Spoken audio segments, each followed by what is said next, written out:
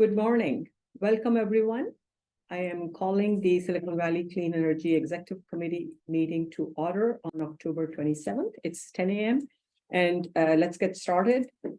We have someone who's going to be using AB 2449 today. Director Klein is participating remotely. And we have one director who has been agendized to participate remotely. And Andrea will go through the motions about some of those finer nuances about physical quorum present in this room versus in the territory and so on and so forth, because one director is running late. Correct. Thank you, Chair Walia. So being that we do not have a quorum physically in the room, we will not be taking any action items at this time. Due to a pretty packed agenda, we would like to get started. So we'll just cover some discussion items. But Director Klein, if you'd like to make your statement in terms of participating in AB 2449, as we are expecting a full quorum shortly.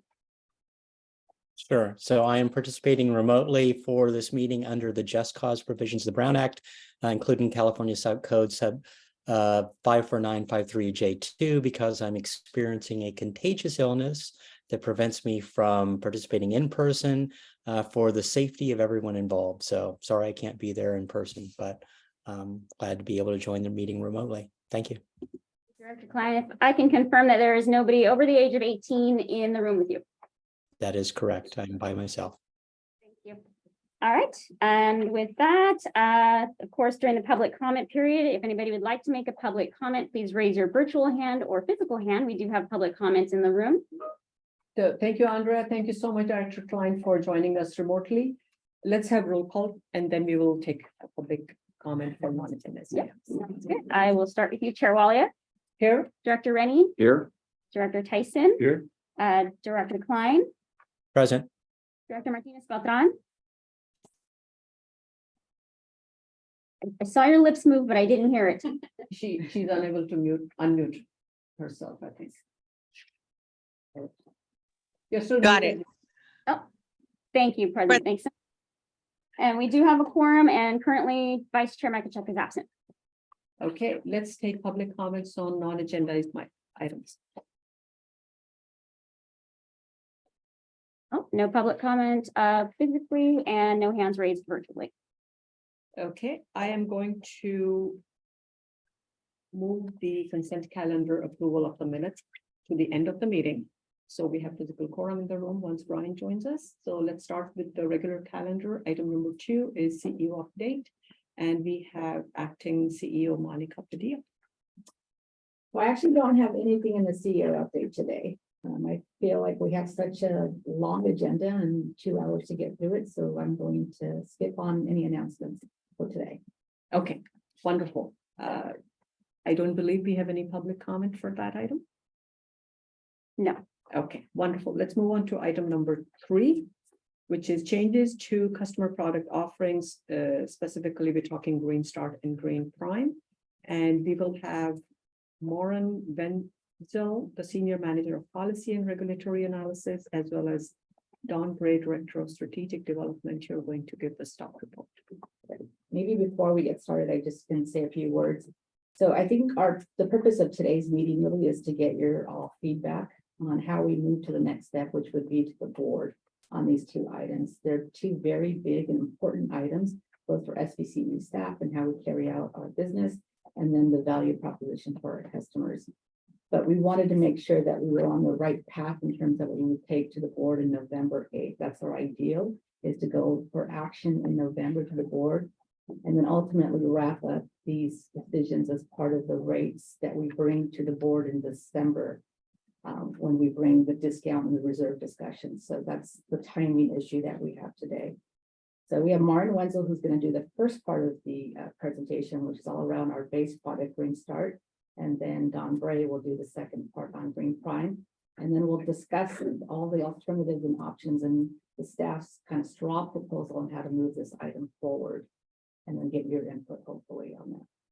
So Thank you for setting the framework for Sure, us. sure. And I want to say thanks to we have a full team here. Yes, from everybody SVCE. cares about these items. Yeah. Very much. Thank you all for taking the time to be here in person. Okay, should we start with Martin first? Yes, Martin. All right, thanks everyone, and apologies I couldn't be there in person today. So thanks, Monica, for queuing up a lot of what we're going to chat about. I think if we go to the next slide, just give a quick overview of the discussion topics for today. So first, we'll give an overview of our standard product offerings. Then we're going to talk a little bit about some of the challenges that we're seeing with carbon-free energy procurement, specifically for 2024.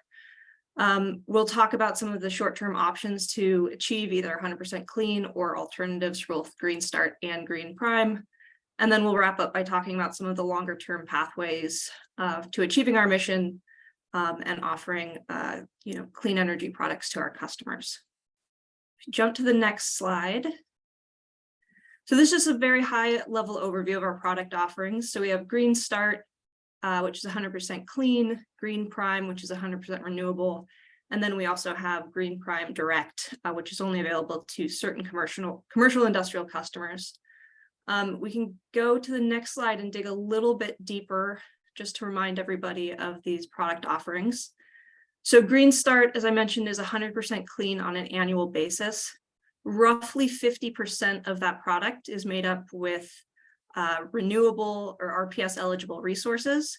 And then the balance comes from carbon-free or GHG-free non-RPS resources such as large hydro and nuclear. The rate is set at a discount to PG&Es, and it does make up the vast majority of our retail load. And the emissions with that are quite low, though the COSO emissions, which we've talked about with the board a number of times in the past, are included in the Green Start product. Green Prime is 100% RPS eligible, so it's made up primarily of solar and wind. And the products in that are also Greenie certified, so that's sort of an additional sort of benefit from the program right now. Green Prime is sold to our customers at a slight premium, so 0.8 of a cent premium over the Green Start rate. And it makes up a relatively small portion of our load, about 5%, but that includes many of our cities. And the emissions associated with that are zero right now because none of COSO gets put into the Green Prime sales. We jump to the next slide. Before we get into what we're seeing in the market today, we just wanted to level set on SVCE's mission statement. So, of course, our mission is to reduce dependence on fossil fuels by providing carbon-free, affordable, and reliable electricity and innovative programs to our communities. But I think when we talk about this, we always need to bear in mind that there's a bit of a balancing act between all of these various components. And so due to some of the changing market conditions that we're seeing, I think we want to come back to the board or executive committee today and talk a little bit about how we balance affordability against some of these other targets that we have in our mission. If we go to the next slide, we can jump into what we're seeing in the market. So we are seeing that RECs or renewable energy credits, essentially that RPS attribute, is trading at an all-time high. So historically, SVCE has paid in the realm of $12 to $15 per REC or per attribute. But we are now seeing prices for 2024 closer to $80. And we think there's a number of factors contributing to that. First of all, we know that there's increasing compliance pressure. So we see that the carb cap and trade auction prices have roughly doubled. We know that there's a lot of large corporations which are buying more RECs and driving up the prices. And as we've talked about in the past and seen with our own project, delays in bringing new projects online are constraining the supply. And then finally, though, we think very importantly, the end of the current RPS compliance period is driving up demand and prices because there's a number of LSCs that have to purchase RECs in order to avoid pretty significant penalties from the regulators. And then we'll also note quickly that Green certified RECs, which are used for Green Prime, are in particular difficult to find right now. If we jump to carbon-free prices, we see a similar trend. So in recent years, SVCE has been paying in the $4 to $5 range for carbon-free prices. We are now seeing prices closer to $20 or $25. And when SVCE first started providing retail services, we actually saw that prices were closer to like $1.75. So it's been a pretty dramatic increase over recent years. The contributing factors to that are slightly different. We're actually seeing a lot more stuff outside of California specifically, more driven by the Pacific Northwest. So the Pacific Northwest is where we get a lot of our hydro supply. And keep in mind, these carbon-free attributes are really hydro and nuclear. And there's more clean targets within the Pacific Northwest region. They have less supply than they used to due to a pretty bad drought going on right now. And they also have growing internal demand. And then like with REX, we are also seeing that these large corporations are buying quite a bit of carbon-free attributes, and that's driving up the price as well. Any questions on the price impacts before I jump into what we might do with Green Start going forward? Just a question about that electricity demand in the Pacific Northwest. Is this a short-term surge due to one or two major things happening? Or is this something we would project being part of a longer-term trend? Yeah, so I don't know if Monica has any thoughts on this. I think it's likely a long-term trend. As someone who grew up in the Pacific Northwest, we're seeing a lot more variation in weather, increasing demand for AC. So I think we'll continue to see that going forward. But Monica, I don't know if you have any other thoughts on that. Aside from the fact that the states are all adopting their own clean standard and eliminating coal in the Northwest, I think, that's the big primary driver. And then we have companies like Microsoft headquartered in Washington that recently, declared themselves to be 100% carbon free or carbon neutral on a 24/7 basis, plus the increasing demands, more population. I think it's just going to get worse. Okay. Worse in a good way, right? Because it's a good Well, thing that they have demand for green resources. Because the slide says driven by industry. So the Microsoft sounds like one element. That's more the industry thing. And then the others are contributing factors. Yeah, the clean standards are a very big driver of keeping the hydro resources in state. Yeah. Thank you, George. Great question. Any other quick questions at this stage? Director Klein has a question. Please go ahead. Very, very quick. What is our breakdown for customers for and usage for that matter for what we supply for Green Start versus Green Prime versus Green Direct? Do we have a graph of, how that breaks down? Yeah, so Green Start is roughly 90% of our customer base. Green Prime's about 5%. And then I believe the remainder is made up of those direct customers who have special product offerings.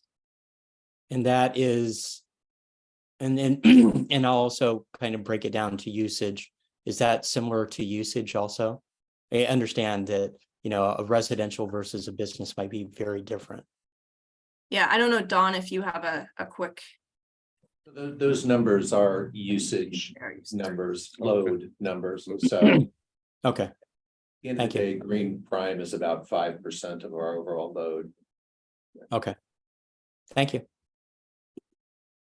All right, I think with that, we can get into a bit of discussion on the impact of all of this. If we switch to the next slide here. Dr. Klein, I see your hand raised again. Did you have another question? No? Okay, thank you. So in order to fill our remaining clean position for Green Start, we expect that it would cost roughly $30 million above what we allocated to budget for calendar year 2024. And I really want to emphasize that, this would be above and beyond what we've already allocated, but we did want to give you all a sense of some of the trade-offs if we decide to pursue 100% clean for 2024. So with that amount of money, we could fund roughly 11,000 rebates for heat pump water heaters. We could provide a 7.5% discount to our customers relative to PG&E, or we could fund roughly 4,500 L2 ports for EVs. So when we talk about, whether or not we want to stay at our 100% clean target, I think we need to keep in mind some of the trade-offs and the impacts to our reserves and programs that it could potentially have. If we jump to the next slide. Dr. Martinez-Bathan, your hand is raised. Do you have a question? No? I have one. Just 1 second. I can see. Can you tell me? Why am I doubling? Yeah, because I can't. Either you help me or we could move it this side. Either way works. for us. Can you hear me now? Yes, we can hear you. So I'm just wondering, this is from the slide previous, I don't think you saw me when I raised my hand. I was just wondering, are there limits to, or is there any balancing?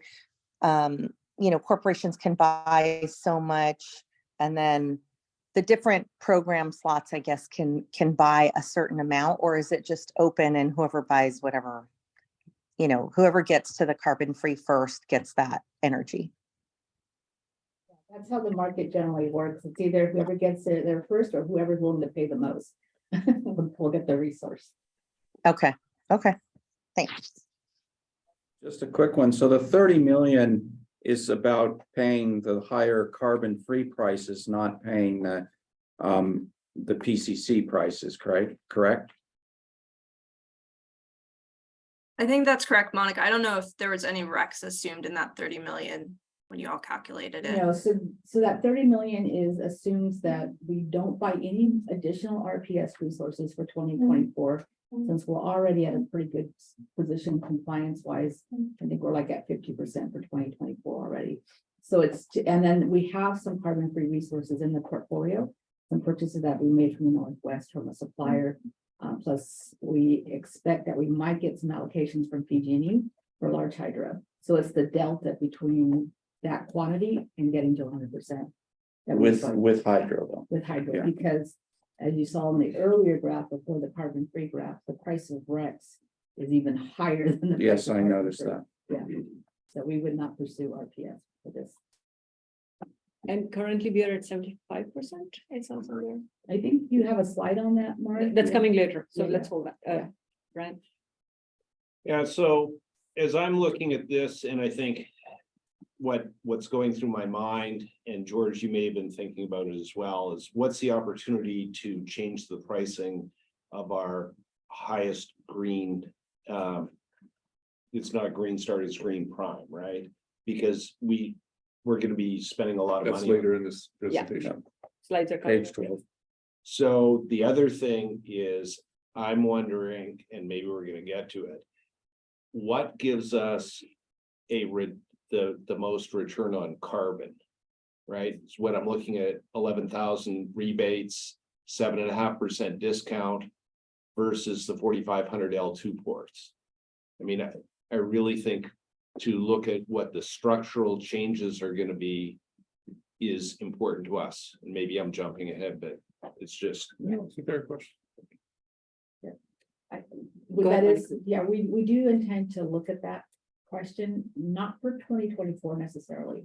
Although we do have some preliminary numbers, I've been told, on what that abatement cost would be based on different measures. But when Marin gets to kind of the next steps, a longer term, that is the plan, is to come back with a study on, for every $1 million or $1,000 that we invest, where's the best place to invest that for long-term or lifetime greenhouse gas reduction, things that are more permanent. So yes, that's a good point. Thank you. Morgan, back to you. All right, thanks. I think, Andrea, if we jump to the next slide. So before Dawn talks a little bit about Green Prime, I did want to lay out the options as we see it for 2024 for Green Start. So the first option is to try to maintain 100% carbon free for 2024. Obviously, this would have the benefit of maintaining our historic product offering, but we do want to highlight, as we've already noted, it's definitely going to be expensive, and there is some risk that it actually may not be feasible. We're not sure that the supply exists to fill that position with large hydro. A second option would be to attempt to maintain 100% carbon free for 2024, but do that through the purchase of nuclear attributes. So the board has historically allowed us to take the nuclear allocations from PG&E's Diablo Canyon plant. For 2024, PG&E is not obligated to provide that allocation, and they are not doing so. So we will not have Diablo Canyon allocations for that year. So we believe we could likely achieve 100% carbon free for a lower cost if we are able to go out and purchase. Nuclear allocations has the same benefits and drawbacks as the previous option one. We think we could do it at lower cost, and it would require board approval to go out and do those nuclear purchases. A third option would be to stick with our current carbon-free position. Today, it's about 78%. Once we get the PG&E hydro allocations, it will push up to, we believe, about 85%. This would, if we do not go to 100% clean, it would, of course, lower our power supply costs and help maintain our reserves, which, of course, would allow us to fund a discount or program funding at higher levels in the future. But we do recognize that that could create concerns for our customers, especially those Green Start customers who have climate action plans. Very quickly, I'll note that in option 1 and 2, we would expect a power content label emissions of about 74 pounds of CO2 per megawatt hour. Our preliminary, which is in keeping with today, that 74 pounds is COSO emissions. If we move to option 3, we would expect to add roughly 100 pounds of CO2 per megawatt hour to our PCL reportable emissions. So I think that's everything on Green Start. I think before we talk through these options, we want to give Dawn an opportunity to talk through Green Prime, and then we can sort of have a more holistic conversation at the end about what we might want to do going forward. So I'll turn it over to Dawn for a few minutes. Thank you, Martin, and thank you for your recommendation that we hold our discussion on this. All right, thanks, Marin. Marin's done a good job of teeing up Green Start versus Green Prime. I'll talk a little bit about some of the nuance behind Green Prime.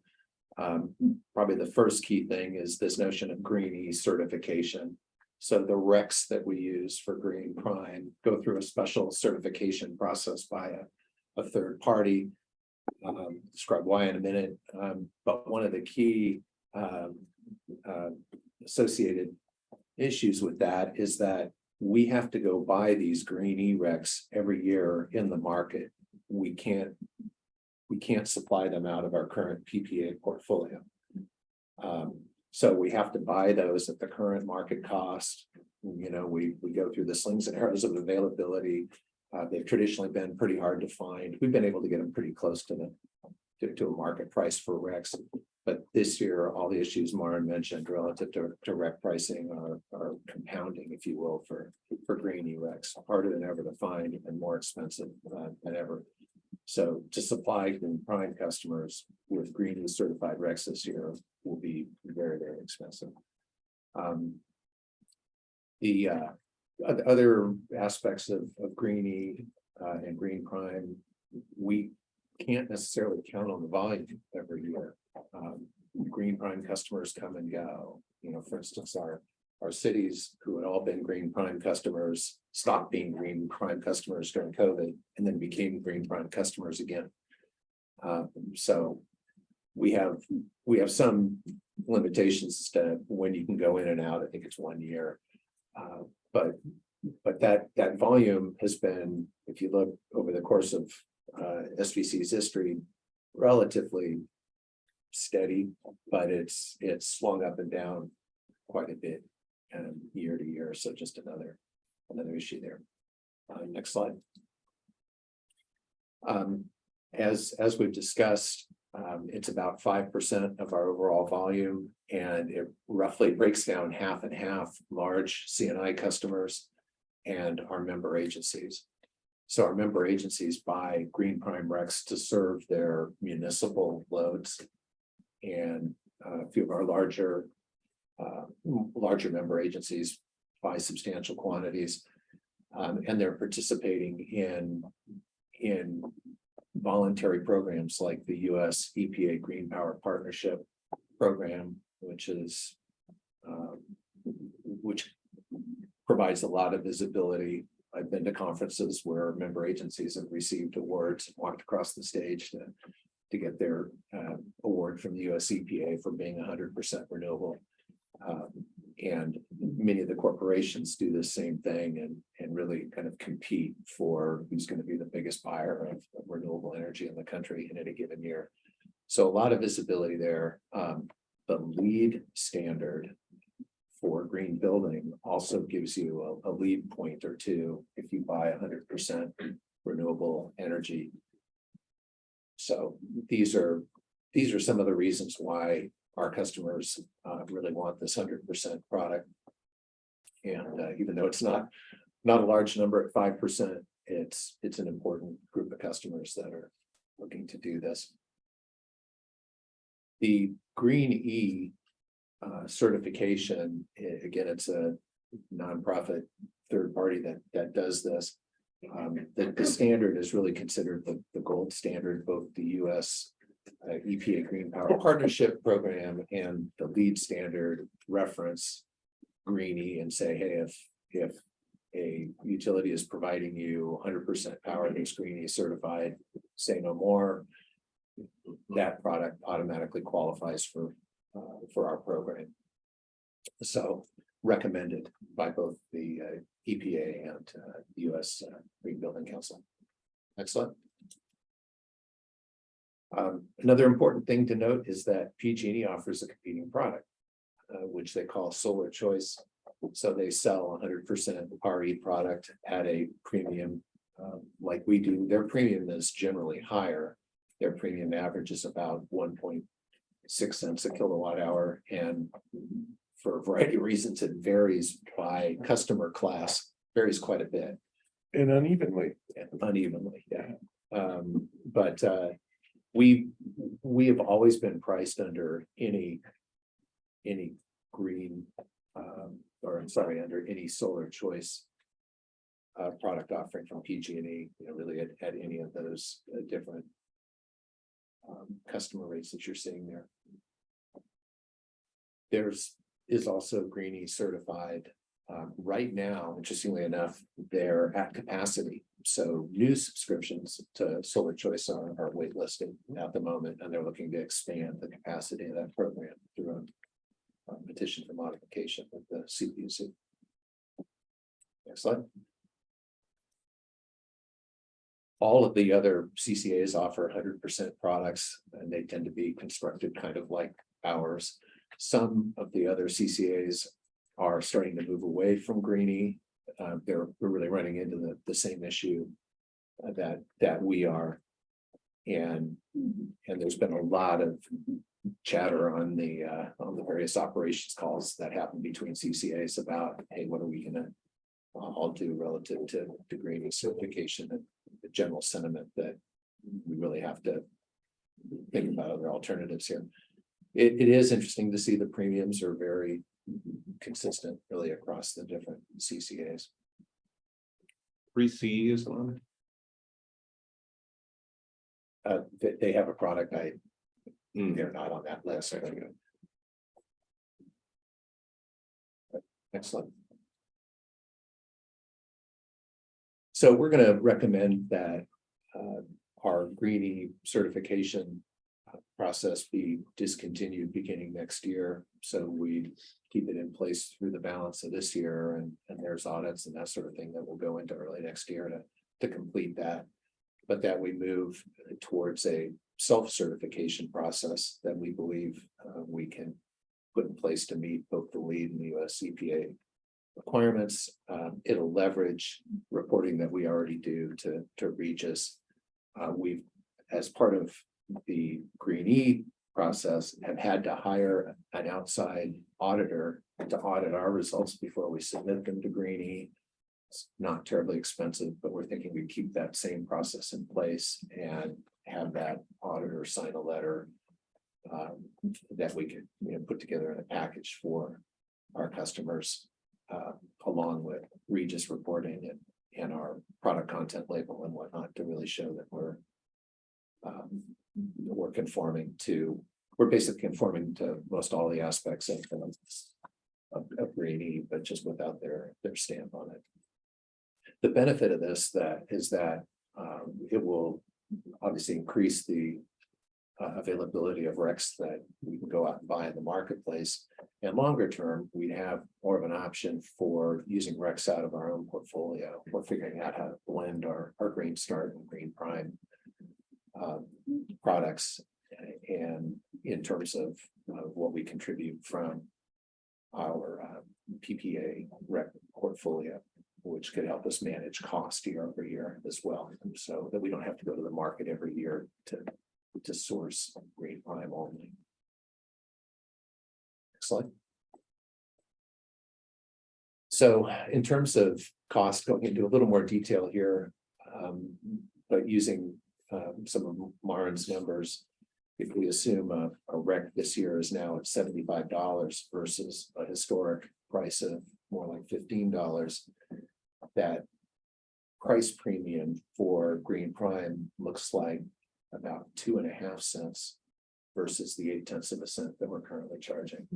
So tripling the premium. I mean, if we were to recover all of the costs that we're going to incur this year for, again, buying this marginal set of RECs out of the market. Next slide. Eye chart, but in summary, we're really looking at 4 basic options. The first would be to keep the price where it is. The second would be to make a directional increase in the price. We're saying a 50% increase to 1.2 cents per kilowatt hour. The third would be to double it, which would put it just below, on average, where PG&E's 100% carbon-free offer is. Think of it almost as applying the same discount that we applied to all of our other, Green Start product. And then the fourth option at the far right, sort of the other pole, would be to look to recover our, entire incremental cost for this year, which would triple that price. The various pros and cons you can read there, but I think probably the important thing, and Mara and Monica commented on this, is we probably should be thinking about this in the context of how we're thinking about Green Start. So if we were to move to make Green Start less than carbon-free, would that have us think differently about making Green Prime or keeping Green Prime, a competitive alternative? So I think it's going to be important to think about these 2 things together. I'll stop here to see if there are questions on the individual options. Well, I see why you've teed, Go ahead, Jeff. I see why you've teed it up to talk about both together, because really the Green Prime advantage becomes greater with a not so green start. And so balancing those 2 things, I can see the importance of that. I'll be curious, maybe you're talking about later about all that customer disruption, because I see a range of answers there. And I don't. Yeah, I think particularly for the 2 options to the right, if we were to double the price or triple the price, we would see people really move away from Green Prime, some of the big customers. And I think I'm concerned in particular about the municipal agencies, right? I mean, because tried to show an average bill impact on there, which is a little bit hard to do because they vary so much, but it's in the tens of thousands of dollars for our member agencies, into the hundreds of thousands even. If we were to pursue the options towards the right. If we went all the way to the right, we might have opt-outs. So we could have commercial customers saying, you know what, it's just really important that we have this 100% product. You can get it cheaper from PG&E, or we'll take our chances that they're going to get that program reopened, and we'll just get it there. So yeah, important to show a range of options, but they get tougher as you move to the right. So as Monica said earlier, key decisions for the board to be making, and this comprehensive discussion today at the exec committee meeting will help us prepare for that. Because one of the things I heard from you was even though green prime is only 5% of our load, we do the value add for municipal, which is about 50% of that 5%, and the large commercial customers. For them, the qualitative value, the visibility for the corporate world is huge, as well as the lead. And I would take George's question. At some point, I would like Larry to comment because they just came out in Sunnyvale with the 100%, they're phenomenal building. So George, then Rob, Brian, and Andre, I can't see, is somebody there raising their hand? Not yet. Let's start with George. I'll help Thanks. you look. Thank you, George. You'll reflect off my glasses. There you go. Thank you. So actually, it might help if we sort of settle on the whole issue about the lead, about the certification. Because one of the contexts here was, as we look at each of these and decide how we might change them, make them more or less attractive, the fact that this certification removal, which I don't know if you proposed it yet, it looked like you did, allows us the opportunity to grow the green prime in a context where PG&E has closed the door on it. So I just think that should be part of our discussion to see if we had our choice, how would we like people to choose? Are you suggesting we start with green prime first and then go into green? Star? No, Oh, because they what are I wanted to do interconnected. was just sort of get some closure on the whole certification, you're saying, because I can't quite tell whether that certification really will affect any customers, and I'm gathering not. But it does open up some Yeah, resources that we don't it's have gonna now. it's gonna take some conversations with customers. It's gonna take us putting together a good communications package about how and why we're doing this, but we believe it's doable. And I don't know if I mentioned this or not, but it's difficult for us to green certify our own supply because then it falls into a different classification as voluntary product, which can't be counted against our long-term procurement obligations. And so where we're apparently pretty close to the margin, over the next few years in particular. So if we didn't meet those long-term procurement obligations, then we have the prospect of fines, which are substantial, and it's a mess. Also, if we don't green this, we really can be thinking about RECs as RECs, whether they're going into Green Start or Green Prime, and we can have a long-term hedge in a sense playing into our Green Prime supply because we're buying it under long-term PPAs as opposed to out of the market when we give it. Can I add just a little bit of clarity there too, if you don't mind? So I think from a compliance standpoint, if it's a green certified product that we have in place, it limits how we can retire those RECs in our compliance filings versus our non-compliance filings. And under SB 350, we have this requirement that we have to procure so much under long-term resources. So all those green certified RECs that we buy for these customers can't be utilized as part of our compliance demonstrations. And so that's why we're really, and for compliance period 4, which ends at the end of 2024, which is driving up a lot of the prices for REC for RPS resources, we have very little margins before we're out of compliance. And so we've done the minimum amount of transferring from our existing long-term resources to Green Prime to ensure that we can meet it in 2023. But beyond that, we don't have much more that we can give from our portfolio of long-term resources to Green Prime.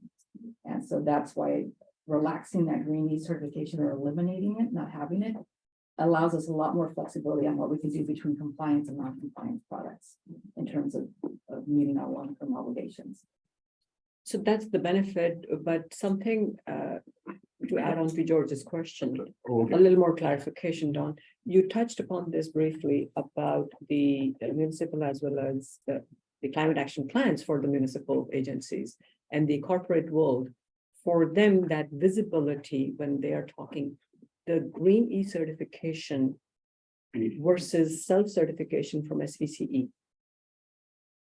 is there, what is the level of concern that we may lose these customers? Low. For the US EPA, I'm convinced we can get there without really any trouble doing self-certification.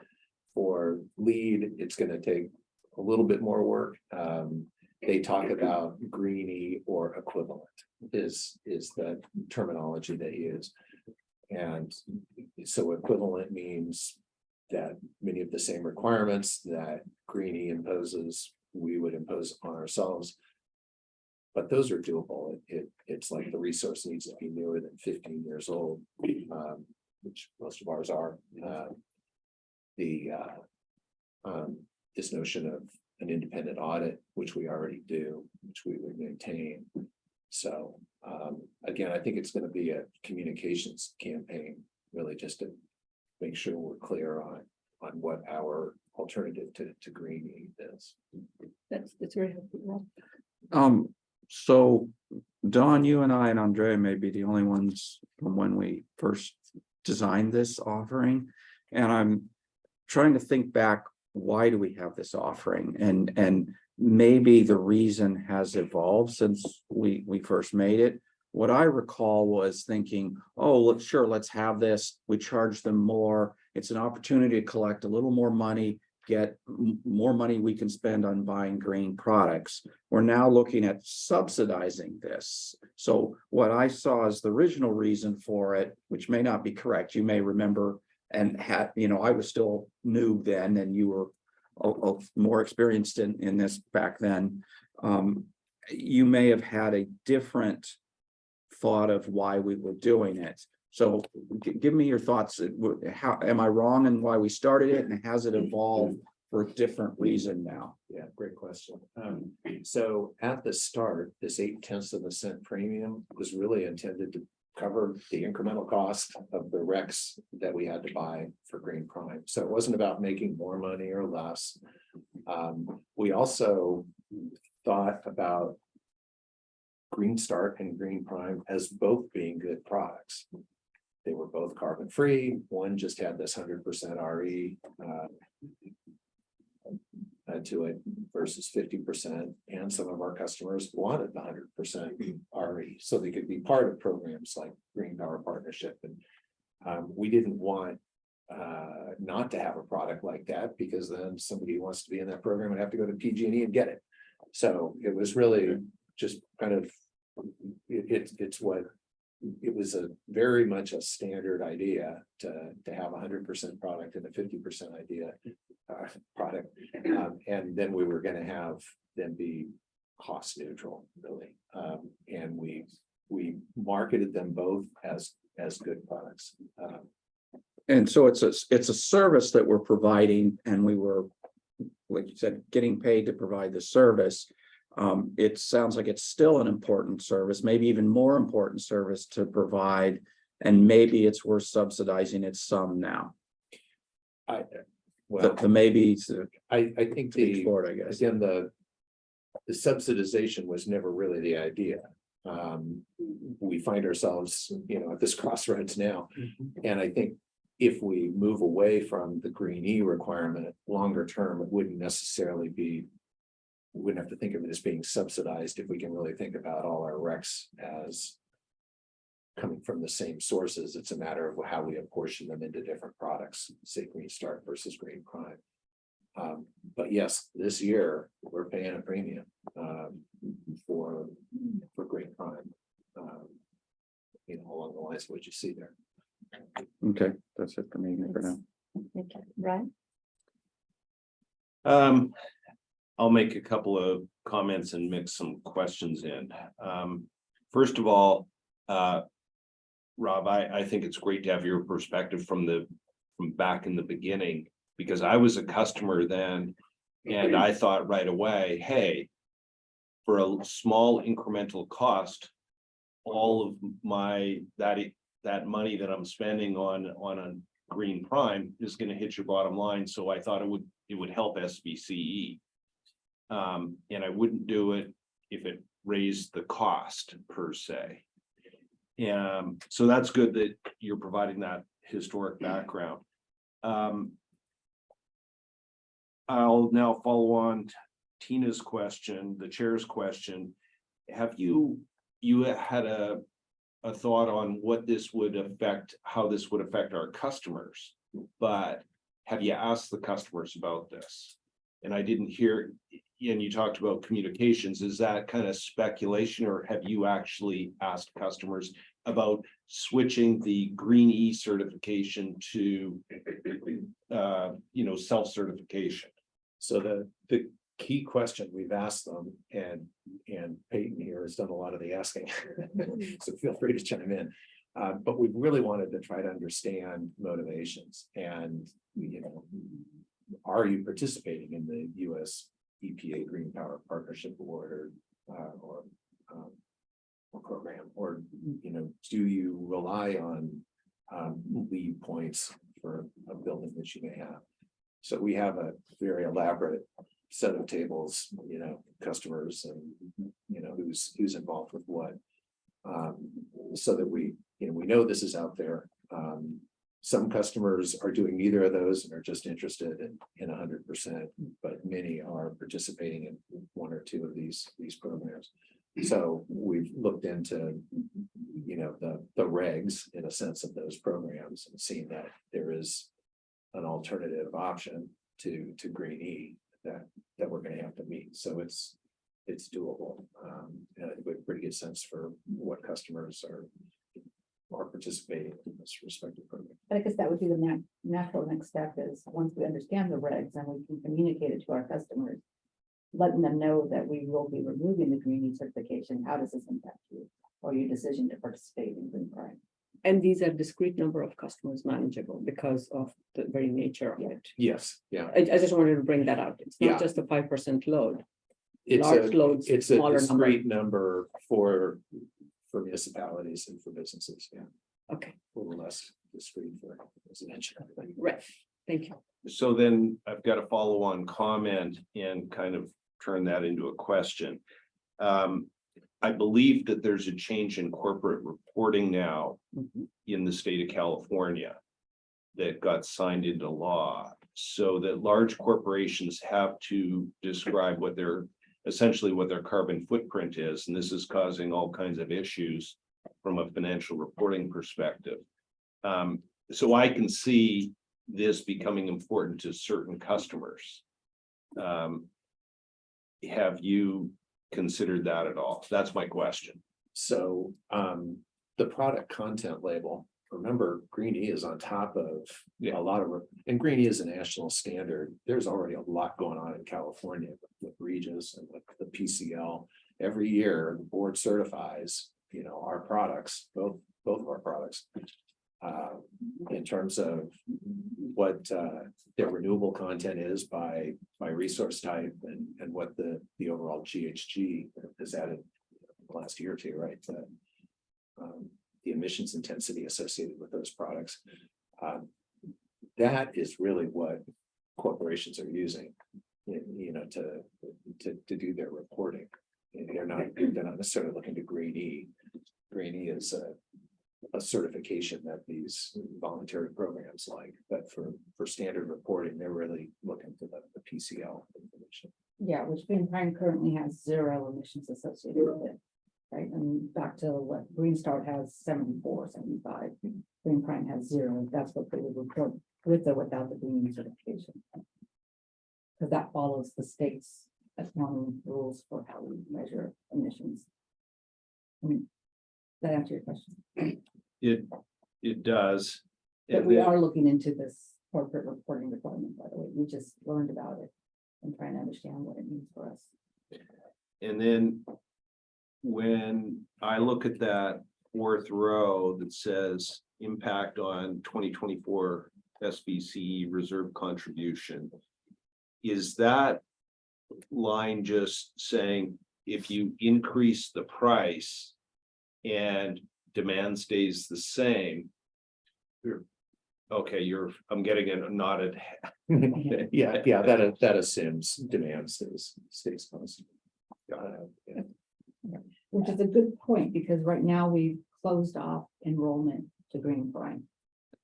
For residential and For commercial, everybody. for everyone. But that's another decision we may have to make if we eliminate 100% green start. Oh, yeah. We may need to relook at opening that green prime for those customers who want 100% clean RPS resource. And so I'll make a follow-on comment. It's not a question, kind of a question.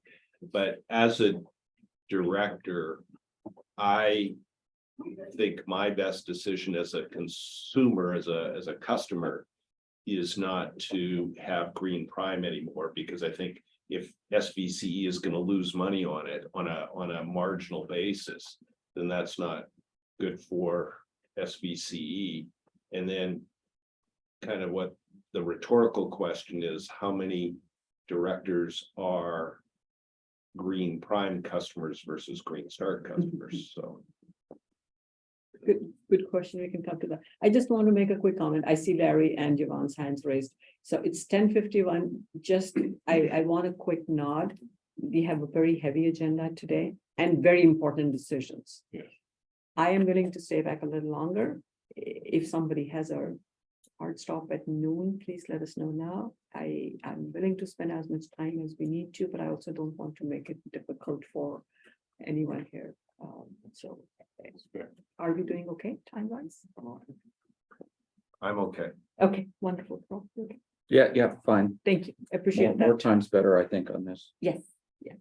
Thank you. I appreciate that. Larry, Oh, go ahead. I'll be after them since you already. thanks, George. Larry and Yvonne, I don't know who raised the hand first. We'll just go in that order because you're top of the screen there. Okay, so thank you, Brian, actually asked, I think, most of my questions. And it goes back to numbers.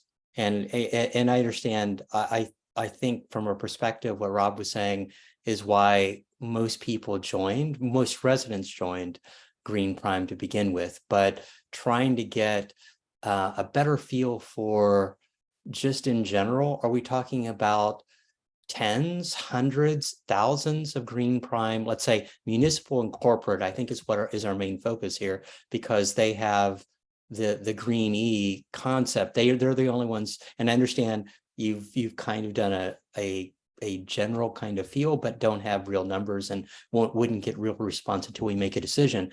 But what scope are we looking at here?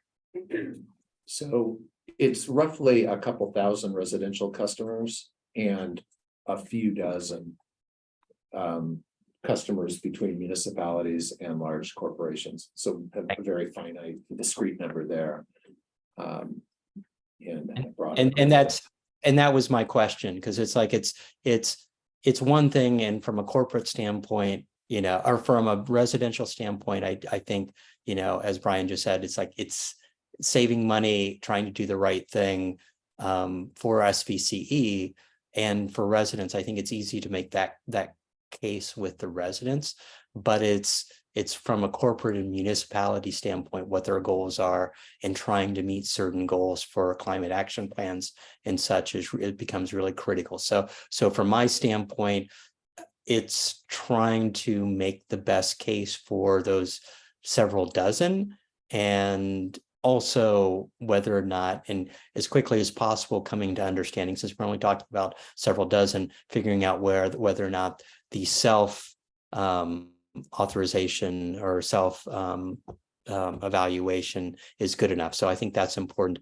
And then we can start talking about numbers, in looking at that premium cost, seeing, the 1 cent versus 0.8 cent, where we were, let's say, lagging behind some of the other locations. Maybe we should have been charging a little bit more, but we'll be talking about costs a little bit later. In general, I think Brian covered most of my questions, but the numbers games becomes a big thing. And look, and I can go beyond noon. I'm all alone. Thanks. Bye. Thanks, Larry. And you also touched upon what I was thinking earlier. I come from the small city, so I can say that, and certainly don't have the LEED certified building that you do in Sunnyvale, because that would be one of the important things if that's an issue for example, Sunnyvale. Those are the things. Well, For us, it's the climate action playbook and meeting the long-term goals of the city. What and most of our city, and I can't remember what we did for Green Prime or Green Start in the middle of COVID and trying to save money. That being said, if it's a lot of additional funds, all of our cities are dealing with budgetary limitations post-COVID, and hundreds of thousands of dollars additional on a month, or $100,000 additional per month would maybe turn the needle, and we might swap back. But there's that balance between our climate action goals and then what the short-term costs are. So I can't make that call right now, and have no idea what our city manager's input would be on that. Thanks. Yeah. Those are annual numbers versus monthly numbers. Thanks. So, yeah, not Thanks, Tom. not quite as bad as. But still, Larry Yeah. makes a good point that, and so I'm trying not to get into discussion now, but this is a complex topic, so we'll be ending up doing both comments and questions. Yuan's question, then back to George. And we are still pretty much focused on the certification for Green Prime, which is green. There is so much more within this agenda item. Well, I can't promise that, but go ahead. Okay. Yuan? Thank you. Yeah, I can probably stay afternoon. I just will be en route, so I'll probably just go on audio only. That's okay. So we would still have the Green E Rex. It would just be done internally, right? But we would still have Green Prime as 100% product. And we Okay. would be certifying that product on, we'd have a PCL like we do today. We're doing all our reporting through Regis. We'd have a third-party auditor say, this Green Prime product from SVCE meets the following qualifications. Signed. And we would take that forward as evidence that this product meets the spirit of what Green E formerly would have verified. Okay. And then I am wondering, what are other CCAs doing, or are they also dealing with this issue, or is this just particular to SVCE? Do we know? Yes, other CCAs are definitely dealing with this. I had the one slide, a couple slides earlier. A few MCE and EVCE have moved away from Green Prime. I'm sorry, Green E, and are self-certifying, and others are considering. Right. And so I guess, I've seen what's in the slide, but I'm just wondering, is there any other background conversations that you've had with any of the CCAs that, that helps or informs the conversation? Not other than they're having these same sorts of, they're facing the same issues we are, because they have to go source these recs out of the market, and they're seeing an availability and price issue. It's pretty big. Okay. And, just as far as you were saying that, Dawn, that we might not be able to meet, it might conflict or hinder us from making other goals. Is there any type of legislative opportunity to address that if other CCAs are also having that issue? Yeah, I think the state, from a legislative and policy standpoint, is really focused on 2045. Getting us all to 100% carbon neutral by 2045. That's what they're focused on. I think anything that just would essentially tweak some things related to a specific product offering, including green certification, I don't think that's anything that they will be interested in supporting at this point. Right. Okay. Thank you. Thank you. So just quickly, this is very helpful in terms of history of how the Green Prime got set up. The other eye opener for me was how few residential customers we have, so that what we're talking about are these dozen sorts of things. A couple things that struck me was the difference here makes very little difference to our bottom line. So it's a little bit more positional and strategic. And I would say this whole Green Prime, I'm going to counter what Mr. Bryan said, and that is, this is like our signature thing. This is in Formula One, they got all those stickers on those cars. Are they making money on that to have their fast car? this is the thing that sort of puts it out there. So I'm not willing to put it aside, even if we lose a little money. So those are my conclusions. I think I got ahead of our discussion, didn't I? That's totally fine.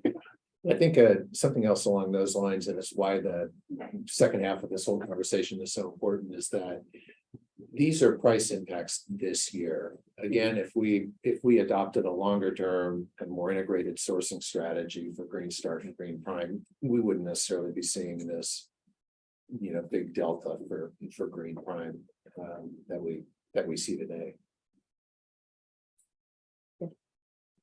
Thank you. You always bring things in perspective, reminding us of the bottom line. Do you have more slides, Don? We've talked about what's left, so let's just. I want to hear from Bruce. I suspect he has. Oh, no, we're not done with the presentation yet. Let's We go have a to couple more tomorrow's slides. slides. All right, yeah, we'll try to be quick through these remaining slides. So just to summarize our thinking on Green Start, and then maybe we can have another conversation and receive a bit more feedback. So for Green Start, we are hoping to continue to seek carbon-free resources within the budget parameters for 2024. We do, as I think I mentioned earlier, think that if we are allowed to go out and procure nuclear carbon-free resource attributes, that would allow us to do that at a slightly lower cost. But I do want to highlight that there is a risk that we will not be able to find sufficient carbon-free resources within budget to achieve 100% clean goal, in which case we would potentially come back to the board and request that we adjust our goal for 2024 to the current position. Here it mentions the 78%, which is our current position, but we do expect that to increase to roughly 85% once we get the PG&E hydro allocations. And then Don, if we go to, Andrew, if we go to the next slide, I think Don can walk through the recommendations for Green Prime. So we'd recommend that we discontinue Greenie certification for 2024. Again, that gives us a lot more latitude going forward. And that we consider repricing Green Prime directionally. We're saying to 1.2 cents. You can probably come up with other numbers there. To reflect the underlying cost increase, but maintaining the 100% product as a viable alternative to Green Start. So I really think this is kind of the calculus for the board is where do we come down with Green Start relative to Green Prime? How do we want to communicate what Green Prime is in the future? Historically, we said these are both good products, they're both carbon free. And if Green Start starts to migrate in a different direction, we might want to say more about Green Prime. And we may want to think about what that premium is relative to Green Start in a different way. Good. Monica, do you, oh, sorry. We have one more slide. If we can. Let's finish that. Yeah, I was going to ask Monica, would you still like to run through this long-term stuff quickly before Yeah, we? can we just get through and then Let's do it. maybe we'll have Yeah. a discussion? Okay. Let's Sounds good. So everything that we've been talking about so far is really about 2024, but we did want to tee up at the end here that there's probably a longer term conversation that we need to, I think we've started having it a little bit, but need to continue having going forward.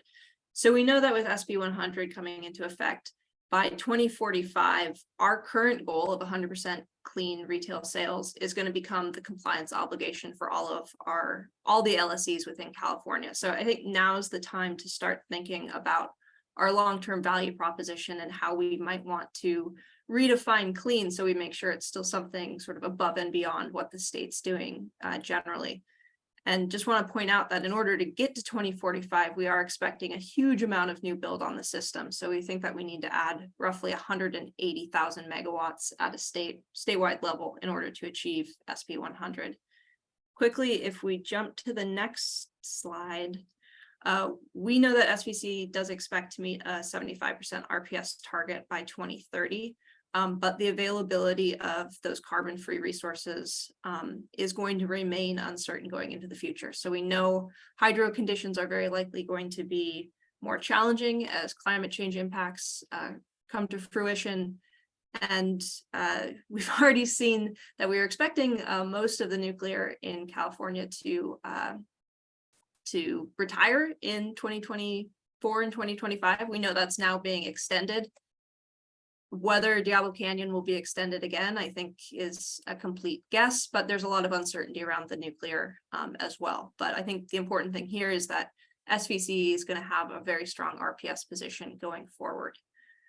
If we jump to the next slide, really quickly, just wanted to tee up once again this sort of long-term thinking.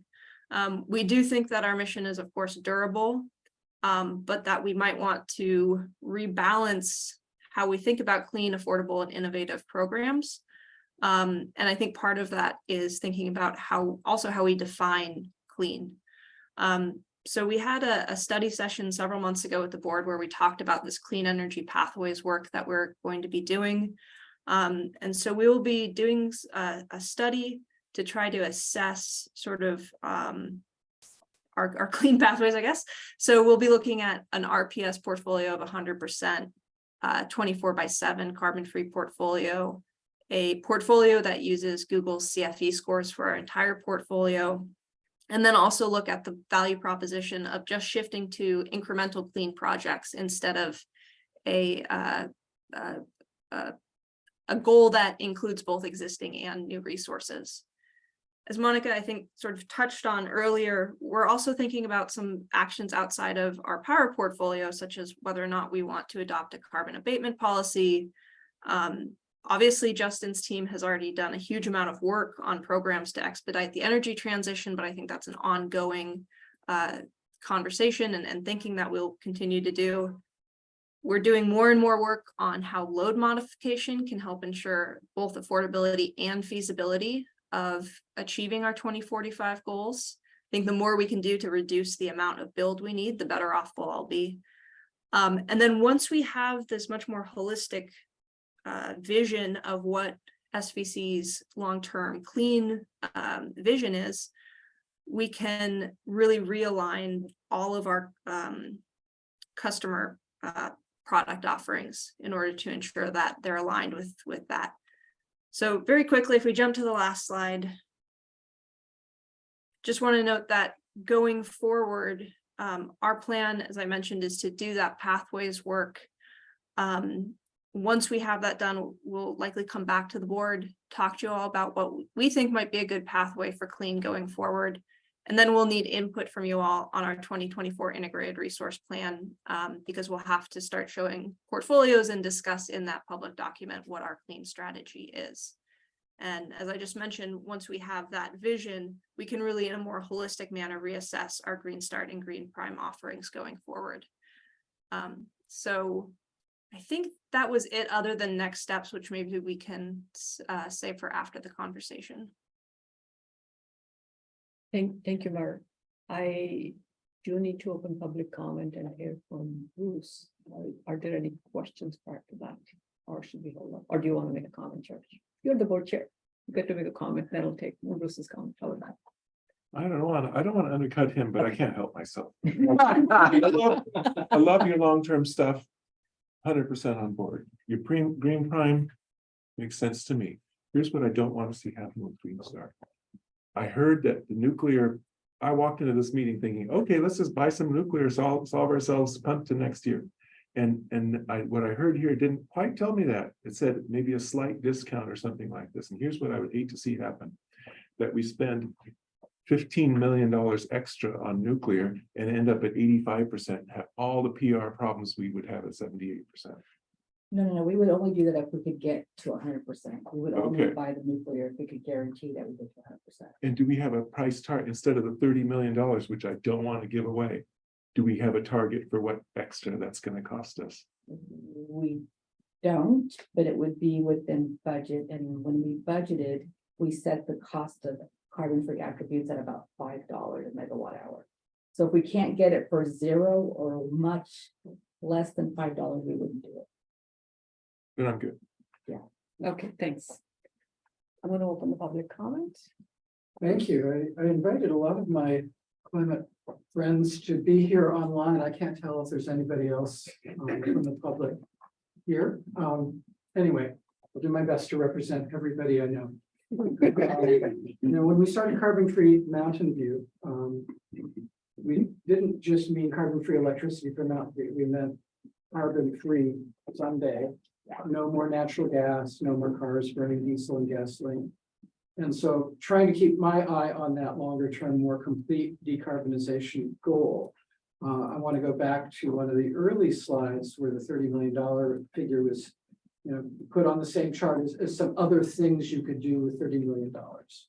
And so Monica and I had a chat beforehand, and what I would love is for the analytical team here to say, oh, you know what, for $30 million of heat pump water heaters, you could have more impact than, the alternative. And I have no idea what the biggest bang for the buck is, but it's certainly something that I think the board would love to know about. Let's see, all of the CCAs in Northern California and probably Southern California as well have at least 2 product offerings. At one time, some had 3, but I think those have now backed down so that there's always a 100% renewable offering. And of course, California calls large hydro non-renewable, where every place else in the world calls it renewable. California calls geothermal renewable, but not carbon-free. So there's a lot of nomenclature confusion.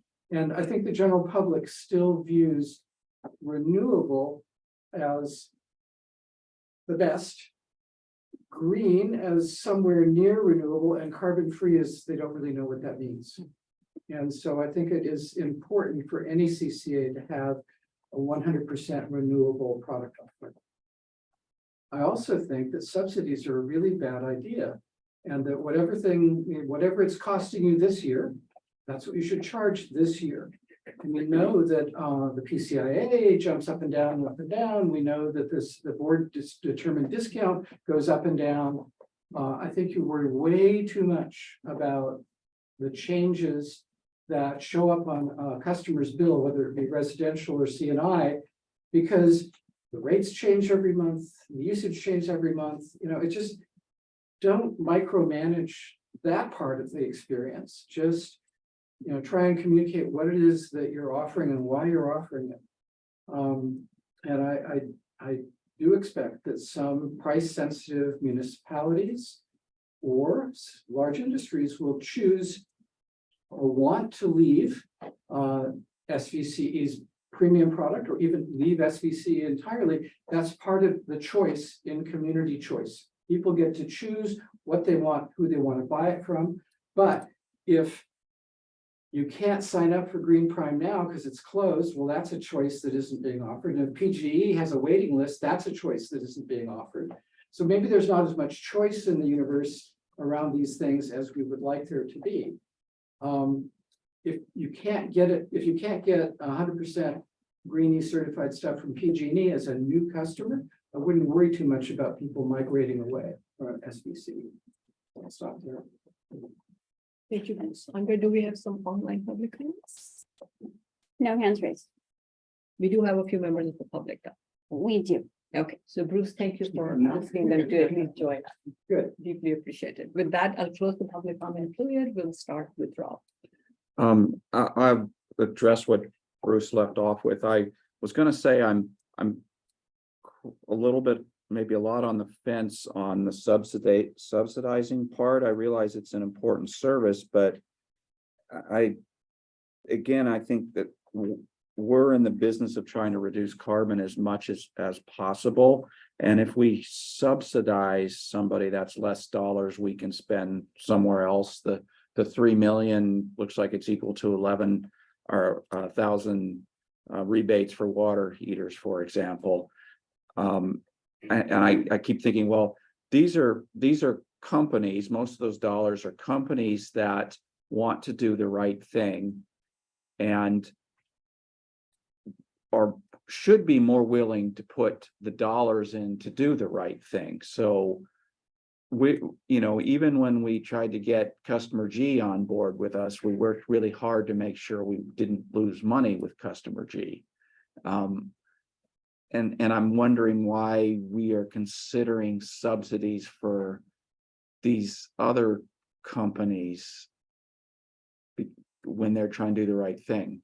If they're trying to do the right thing, then they should pay us what it costs and then we use that money again to continue to find ways to decarbonize more, whatever we decide the right place is to put that money. I would have chosen on the chart of 4 choices. It looks like the staff recommendation was the second column. I would have chose the third column because I do think about the marketplace, and the marketplace is is PG&E. It's page. Yeah, that one, yeah. Yeah, I do think, you know, PG&E is an option, right? So going all the way to column 4 puts us at a higher price than PG&E. So do we want to lose business to PG&E? Do we want to have PG&E be the choice, the better choice for being more green? I don't think so. So that's why I'm falling down on the third column there, where, you know, our budget subsidy is 1.7 million, you know, and I like the way they designed it, you know, again, using our 1 to 4% below PG&E's offering in this area. That makes more sense to me than staff recommendation, which is the second column on that. I'll stop and Chair Malaya, can I ask? Monica, that? go back, please. Just a quick, when the different directors are providing comments, it would be nice for staff to hear on all of the kind of things that we put out there. So on the Green Start. you want all the subjects at once, huh? Yeah, eliminating the 100% and taking the nuclear, if that's an option. And then on Green Prime, eliminating the green certification, and then where we fall on this rate. alternative. Monica, could you speak up? I'm sorry, I'm not hearing you well. Monica, we do have a slide. Should we just go to that slide? Because this is a complex subject, and thank you for bringing out the 4 or 5 things. Yeah. Even I'm not able to keep track. Which slide is that?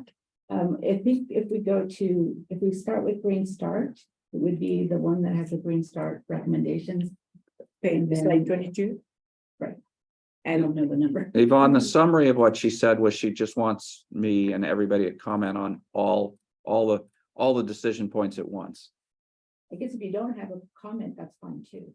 So Um, which slide numbers, just so that we are So on the it's same right page? after- It'd be right after the Green Star presentation, the recommendation. Let me make one other area comment then. On the, what would you do with the $30 million?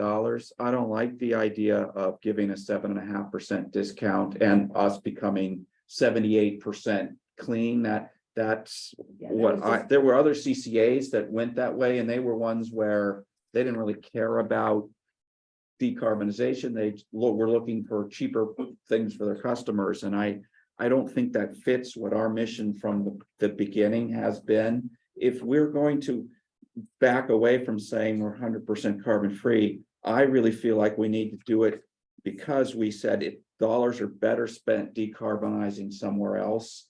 I completely understand that electricity prices are high for people and we need to keep that in mind, but it just feels like we would be completely losing our goal to go that way. Yeah, so that was provided just for illustration purposes. The discussion about the discount will come in December when Amrit and I think Adam bring the PG&E rates, the reserve situation, everything else. What else? I'm okay with buying nuclear if that, I've said that before, continue to say that. What else do I need to comment on? And then eliminating the greening certification. That's the next slide. Yeah, I'm okay with that. I provided it doesn't provide. I mean, I'm not sure we completely have the answer on what our customers said and how much trouble that will be for them, but I think it's more whether we think we can duplicate it. Okay. So we don't have the complete answer on that, but I'm okay moving that direction. Is that it for now? Yeah. Okay. Right. I think we should discontinue the Green E certification and go with the self-certification. I'm good with that. I think we should keep Green Prime, but we should raise the price for what it costs. If someone wants that benefit, then they'll pay for that benefit. So I think I'm with you on that one, Rob. When I look at, these are now kind of comments, when I look at the big picture, what's going on here, really, we don't have enough supply. And the big bottleneck in the supply, there's several bottlenecks, but one of them is this whole grid connection, right? You can't bring new carbon-free electricity online without the connection to the grid. That's the way I see it. So we need to work at the state level on that. I think Diablo Canyon's going to stay. I don't think it's going to go away, because at a certain point in time, people are going to say, you know what, we need it and it's bad. But I think there's a couple of wild cards in here, and one is sometimes people are talking desalination, and if you talk desalination in California, that takes a tremendous amount of power. Yeah. So and I think that would move the needle. And then going the other way, this whole offshore power, offshore wind, that's what's going to move the needle getting to 2045, I think. And I and then I'll make two other comments that kind of flip into this. And one is, sustainability is obviously very important, it's critical, but I think of sustainability in two parts. First of all, there's environmental sustainability, and then there's financial sustainability. And we really need to think about financial sustainability in this. And then I guess I hate to say final, but my final comment or thought is, where are we? What's our raison d'etre? Why are we here? We've got our mission, but if we have to do something better than PG&E to be an alternative to PG&E, and I think we can do that. And I think we should try to go for most of the market. But those are my thoughts. So sorry for ranting, but did I answer all the questions that you want to cover? Green Star, can you go back the slide so Brian Yeah, can see? it's not exactly green. Thank Star. you. You're okay with you said, I think I heard. Oh, the third point? No, so eliminating the 100% clean goal for 2024, and if available and within budget and a reasonable price, the buying the nuclear. The short answer is yes. Okay. And that dovetails into my kind of financial sustainability. It's like, you can take a position on something as an elected official, but if you don't get elected, it's hard to take a position. So There's a lot of marketing work needed if we go a third route. Where are we spending that money instead, and why is it better? if you go to 100% clean. No, if If we you don't- drop Oh. off of 100% carbon free, then So we need to be explaining why we think the money's better spent somewhere else. Mhm. Understood.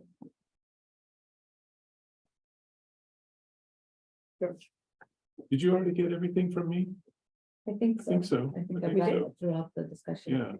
Yeah, and I'm Yvonne not has quite her with hand these up. guys on which column to be on. I'm going with staff recommendation in terms of, I feel like we're dealing with a short-term kind of emergency price thing. I don't want to do an abrupt change that jostles all these people off of green prime. So I'm more sensitive to that. And let's put it in the context of this. 0.4 cents per kilowatt hour is a very small part of the total. I think I'm paying 30-something cents at home. Transmission plus generation, all this. And so as a residential person, I'm going to see nothing. Okay. And overall, as we think in terms of our pricing, every time the price of oil drops, I think now's the time to raise the gas tax. Okay, when you don't notice it. So let's think about the overall pricing of what people are seeing and how we can make our changes. It's hard to do that in a way that softens the abrupt jagged nature of it.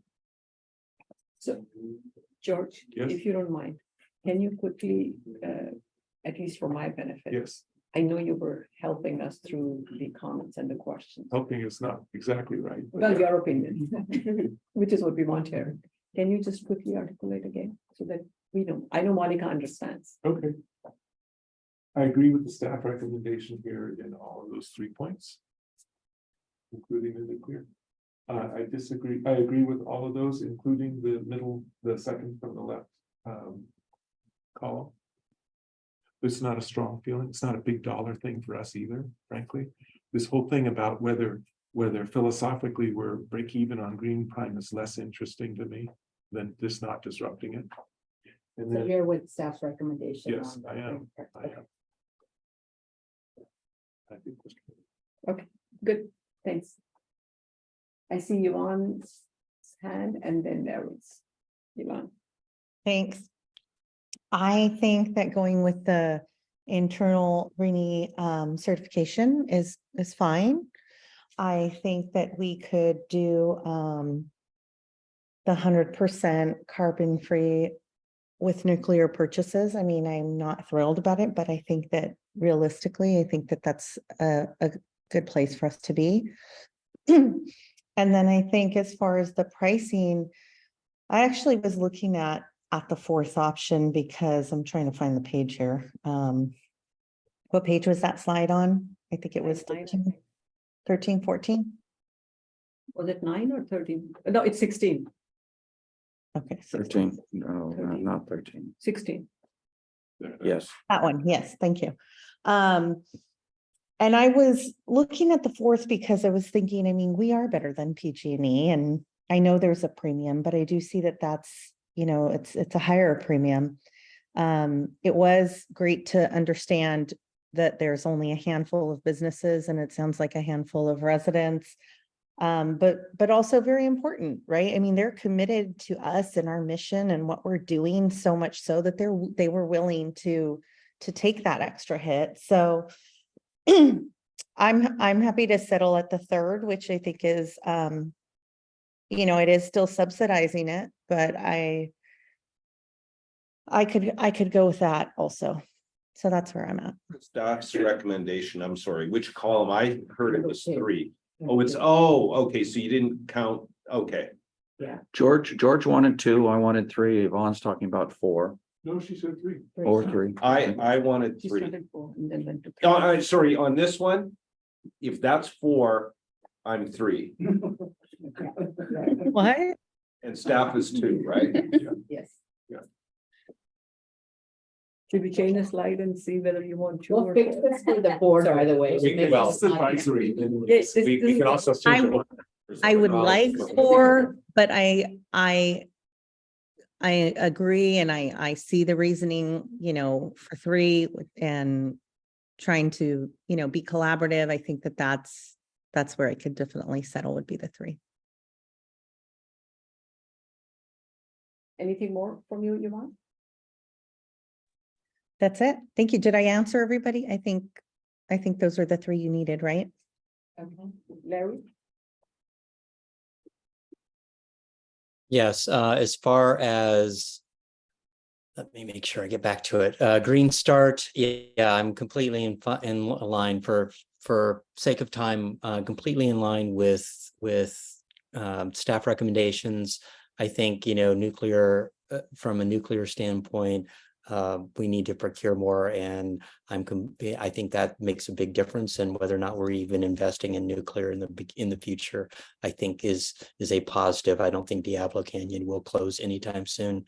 And then as far as Green Prime, discontinuing East Greenie makes sense. Self-certifying, hopefully our biggest customers that are requesting this are in favor of it.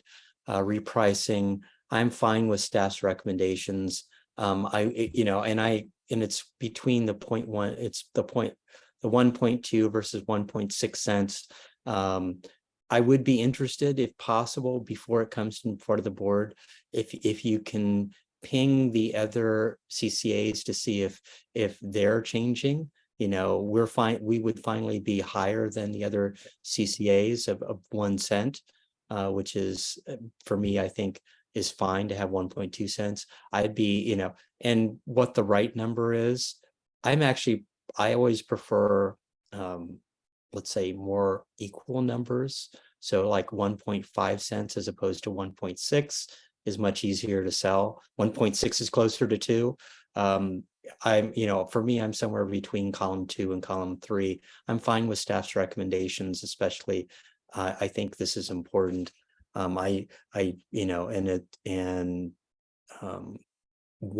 What feels best for me is making sure that we at least have green prime, and how we get there hopefully will make our customers, those customers that are relying upon green prime, happy.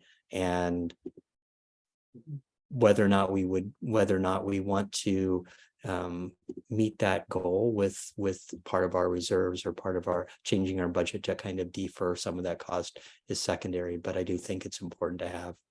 Okay, is that everything? We're good? Yeah, okay. So I'll give my few comments. I agree with a lot of that has been said, and I want to thank each one of you to go through so much in-depth comments and questions as the presentation was being given. There's a lot to wrap our hands around here today. I'm going to preface this by saying that I attended a couple of days of the Verge Energy Conference this week in San Jose. So thank you, SVCE, for making that possible. It helps me to participate in this conversation today because I was listening in to people from different sectors, the corporate world. There were presenters from Google, Adobe, Cisco, their heads of sustainability and looking. So what I picked up is, where is the corporate world, the larger customers and the smaller customers? Where are they going in terms of what is required of them? Or what is the unintended here? What is the energy in the mission towards the climate tech? That's the new word people are using today, I learned. So with that in mind, as the corporate standards are changing requirement-wise in terms of accounting versus what they actually want to do, that is also evolving. One of the great things I want to share with all of you is there is tremendous respect for the CCAs out there.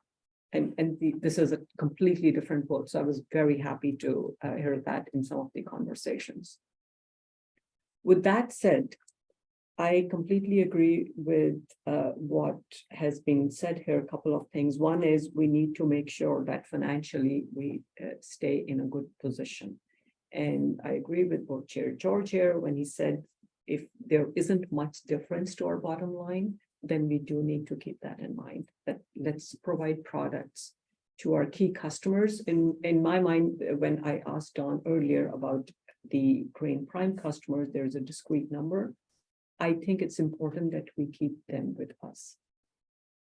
I also don't think they would be impacted by the price, but at the same time, the other half is the municipal governments that we all represent. And we all know, as Larry pointed out earlier, we are struggling. So that's a fine balance. The corporate ones can take the financial impact, but the municipal ones can't. So I don't know what the right answer is, but if self-certification works for them, and if we can raise the prices up somewhat, again, somewhere in the second or third column, this is slide 16, that option, I'm okay with that. So in some ways, what I'm thinking is this is an iterative conversation, and the SVCE team is doing such a phenomenal job of getting our feedback and then finding out more information before it comes to the board November 8th, and then moving forward with what PG&E rate increases are coming.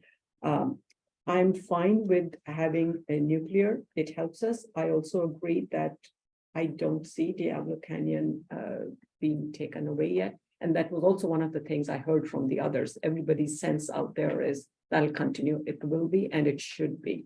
Again, that's not what the state may or may not do. What else? Specifics,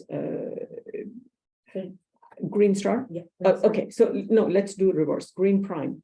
Self-certification, if it works, yes, let's do that. And I think I already commented on these. The Green Prime, right, Monica? I'm done with that. Okay, Green Star. Green Star.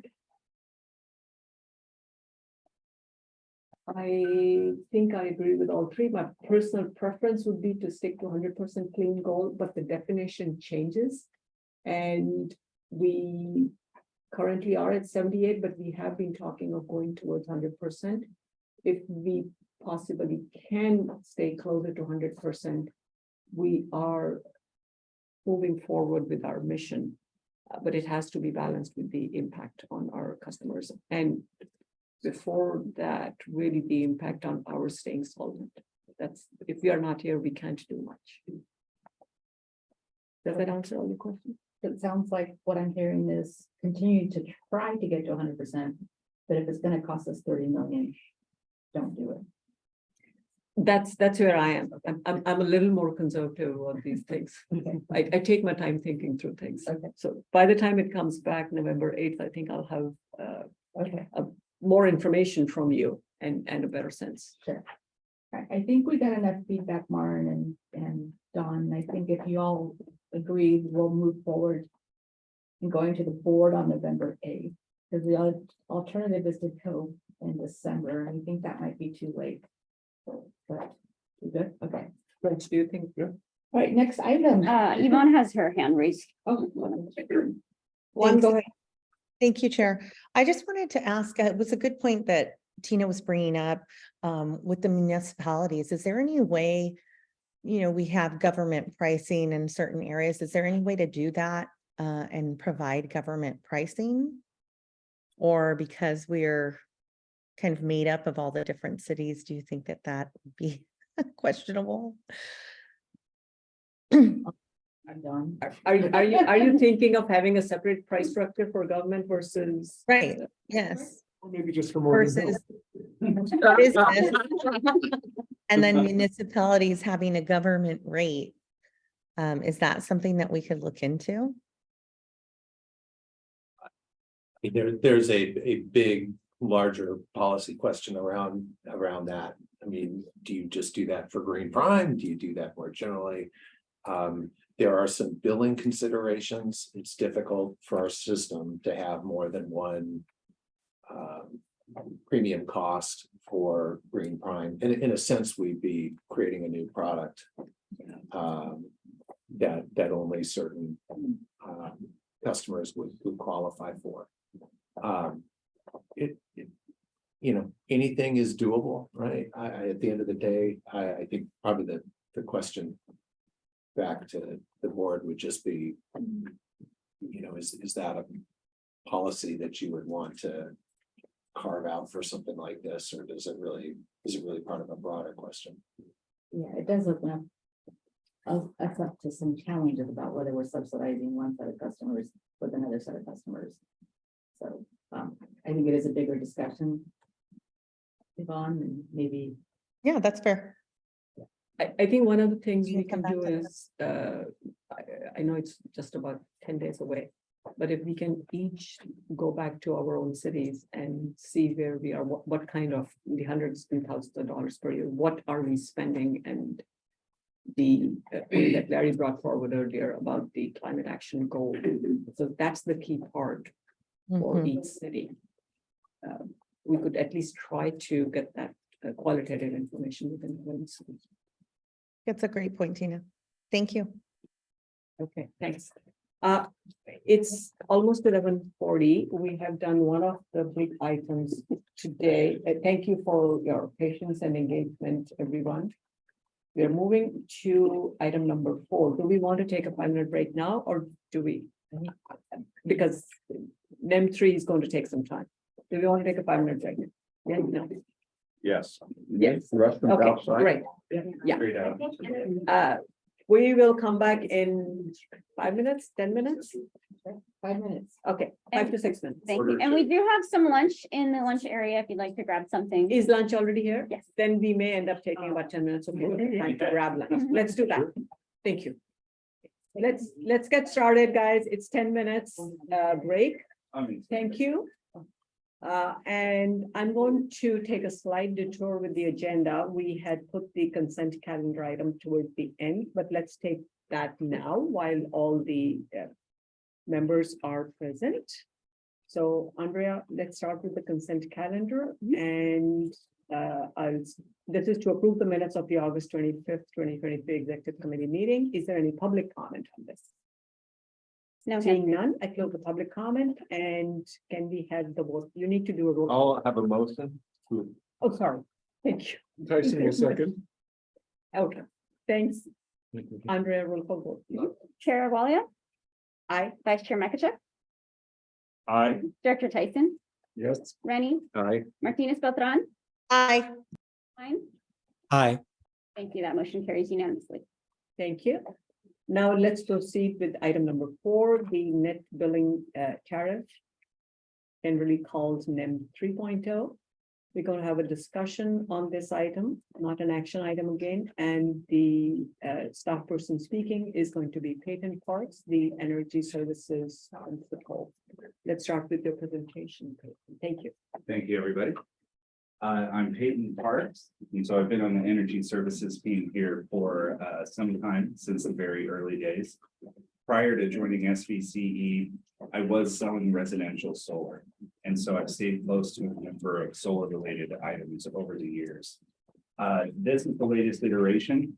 For the agenda today, this was really intended more as a palate cleanser following the first meaty discussion and keeping in the lunch funds. I see that most of you have already hit that step. So could you progress the slide in, Greg? So you may have heard some buzz starting in 2021 about NEM 3. There's a lot of ways that these terms are thrown around. So we've highlighted a couple of different ways over there. You'll hear me probably interchange NEM 3.0, the net billing tariff, and the solar billing plan. And all of these are different ways of getting around to the same point. And this will be the way that net energy metering for solar customers will be changing starting December 15th. So today we're going to take you through a little bit of background on this decision, why these changes are taking place, what are some of the drivers behind that change, and then we'll also explore some kind of cool things that might be possible to do with the tariff. But ultimately, what we're asking the exec committee today is your feedback on a recommendation for November 8th, that we proceed with implementing NEM 3 pretty much exactly as PG&E is for the first year, without any modification, so that we may study, analyze customers' performance, and come back with very full recommendations to you in the following year.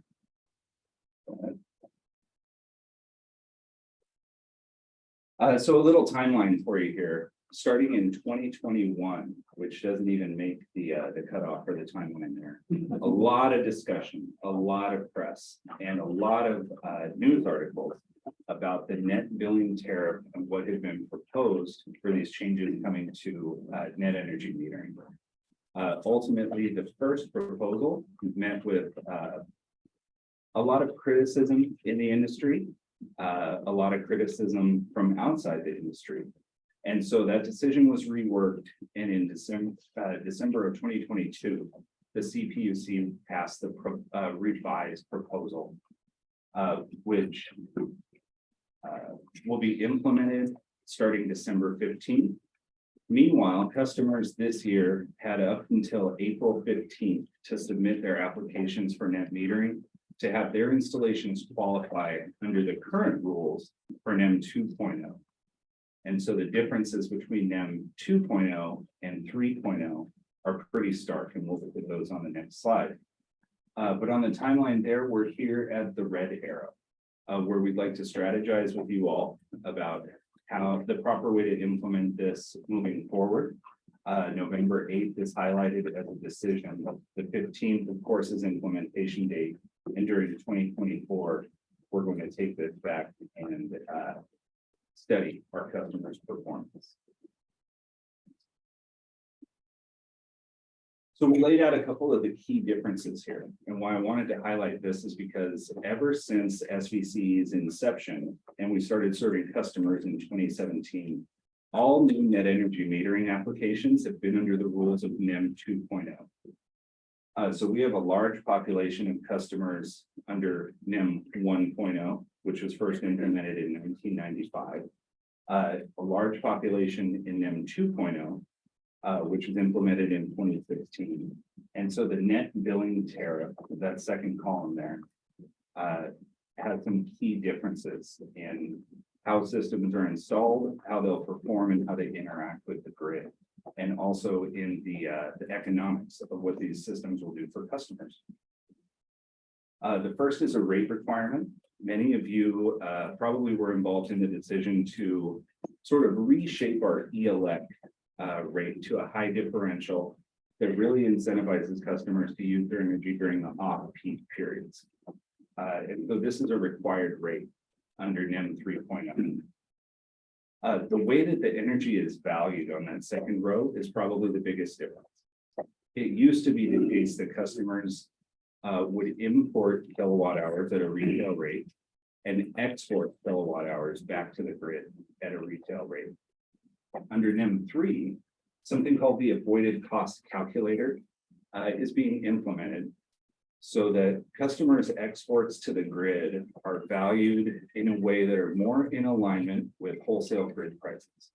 So instead of a retail average of, we'll say 17 cents, the export may look like 5 or 7 cents in terms of value.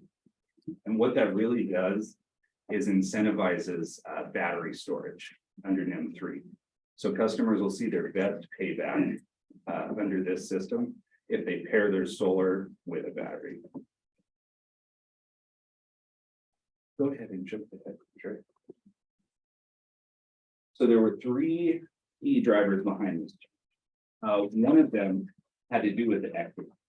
And so when solar exports cover the cost for consumers of both T&D and generation charges, it means that those solar customers are absolved of their responsibility to pay the fixed grid maintenance charges that are included on the T&D portion. And so by keeping exports on the generation side, it really helps to avoid shifting those costs to customers who are non-solar, whether that be because they can't afford to go solar or that they're not able to because they live in a multifamily situation where it's just not possible. The second driver is better lining up that export value with the value of wholesale prices on the grid. And so at a full retail rate, you may get 14 cents for a kilowatt hour that in reality was only worth 2 to the utility when you export it. And so under NEM 3, they're really pushing to bring those values more closely in alignment between export value and wholesale price on the grid. And the third was overall just good grid stewardship. So we recognize the picture, excuse me, of the duck curve there. We're all familiar with that. And we know that solar that is not paired with storage really helps to distend that belly of the duck. And it makes him big and fat. What the battery is going to do over time is as more installations are paired with solar, more installations are paired with storage, it's going to help to keep that belly from growing.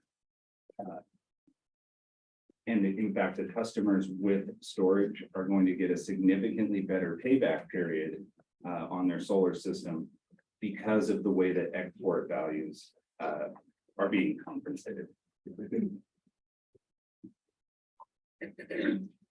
So this is super important to know. So I made its very own slide. Existing NEM 1 and NEM 2 customers are not affected in any way by the implementation of this new tariff.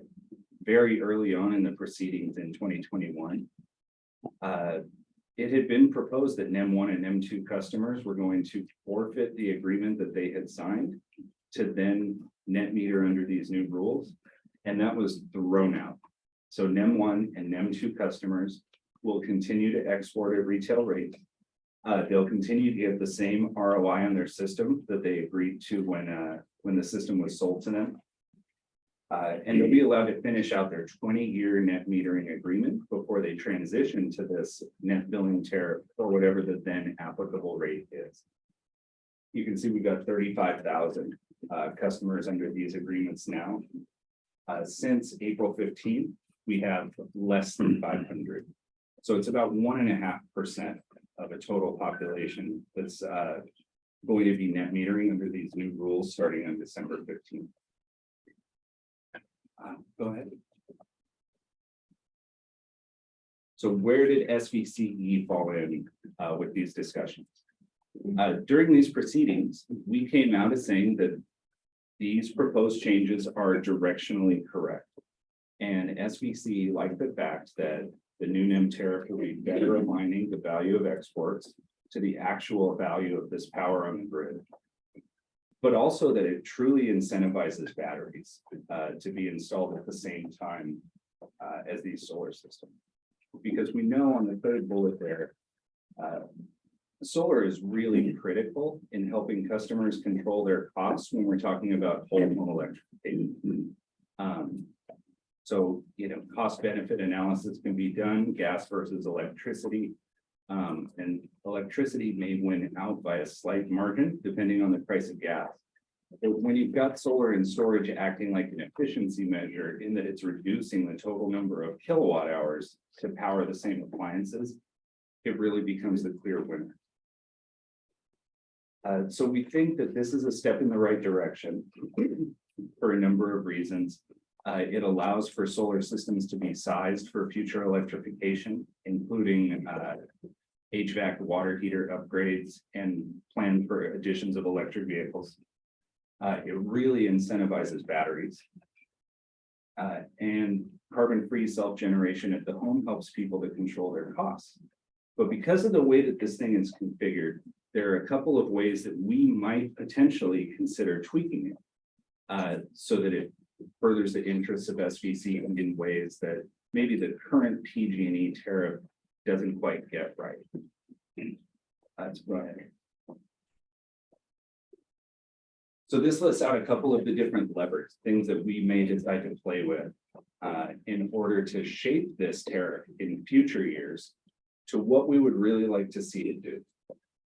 It could include creating a custom export rate, whether we decide we want to highly incentivize certain hours versus disincentivize other hours for either export or committing power to store. That's possible with price signals if we'd like to develop our own export rate. It would also be possible to add an adder or a bonus, referred to in a later slide as a sweetener. So if we thought that it was for some reason important to incentivize a customer to export at certain times rather than store that energy for later use, it's possible under this tariff. We could also choose to do specific care, FARA, or low income customer incentives, whether that be by the kilowatt hour, the care matter or bonus, or provide other considerations on the bill. But the big one, I think, is that if we do see a truly high volume of batteries start to be installed with these systems, the opportunities for virtual power plants and other demand response programs become much larger. And so that may be something that we want to incentivize through the NIM tariff itself. And we've also not offered rebates directly to customers for battery installation. And it might be something that we consider. And all of these things, I think, will be open for discussion at any time. But I think that there are some learnings that we need to take away from how the tariff performs before we start really having those discussions. Next slide. So on this table, we laid out a number of options there, and I did number my columns. So the option one there is to follow the PG&E avoided cost calculator for exports, which is what we're proposing that we do today. And then we run through a couple of different parameters of each of these options. To go with option one, we look at it being implementationally easy. It's also not costly. And the spirit of alignment with the storage aspect of the net billing tariff is high when we have customers exporting at a lower rate. In option two, we'd consider doing exactly what we're talking about today, but with a per kilowatt hour sweetener, whether that's 1 cent, 2 cents, or 3 cents per kilowatt hour exported. It's possible under this tariff, but you can see under alignment with the spirit of the MBT storage, we consider that to be medium to low, because SVCE really ought to be incentivizing these customers to pair their system with a battery and store that energy for use during the peak hours. Option three describes a different kind of custom export rate that we might consider developing, which is completely flat in nature. And so by doing this, having a predictable export rate that's not time dependent, it makes people's payback period very, very predictable. So when they're making decisions about whether or not to install a system, it would be very simple to say, hey, everything we export back to the grid is worth 10 cents. It's worth 10 cents at noon on Tuesday, the same as it is worth 5 o'clock on Saturday. But again, we feel that the spirit of pairing that type of export rate with the amount of storage that we'd like to see result from this tariff is medium at best. And the value that it provides to the customer in terms of predictability probably doesn't outweigh what we lose in incentivizing that storage.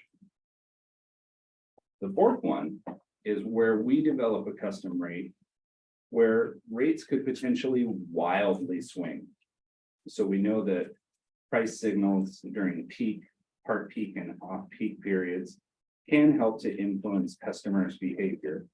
And we've seen it done with e-elect, and we're currently, evaluating the effects of that.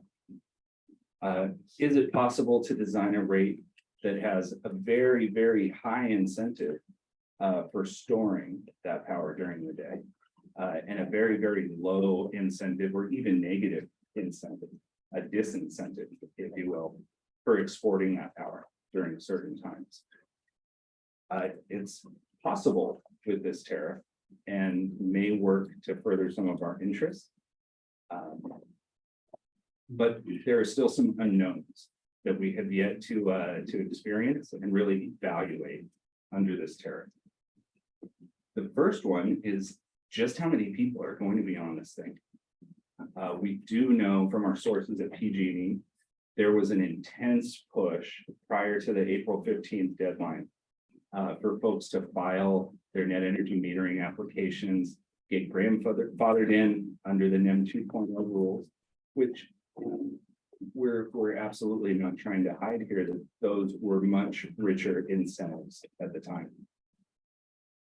Since then, steep decline in the number of applications that have been coming in. And we don't have precise numbers as to how many customers SVCE territory has seen adopt these NEM 3.0 tariff rules. We're still pending that info from PG&E. But we know it to be much lower, and we'd like to know how many there are. We also don't know exactly what the pricing for export is at this point. So PG&E is developing an hourly pricing sheet with 8,760 entries for each hour of the year. And they'll let us know exactly what imports are worth, but we can't start making predictions at this point with any sort of certainty. And so these are a couple of the key pieces we'd like to know more about before we try tweaking the tariff to accomplish the kind of things we might want to do with it.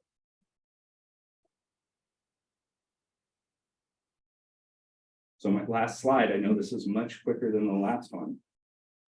So hopefully we'll have a rich discussion.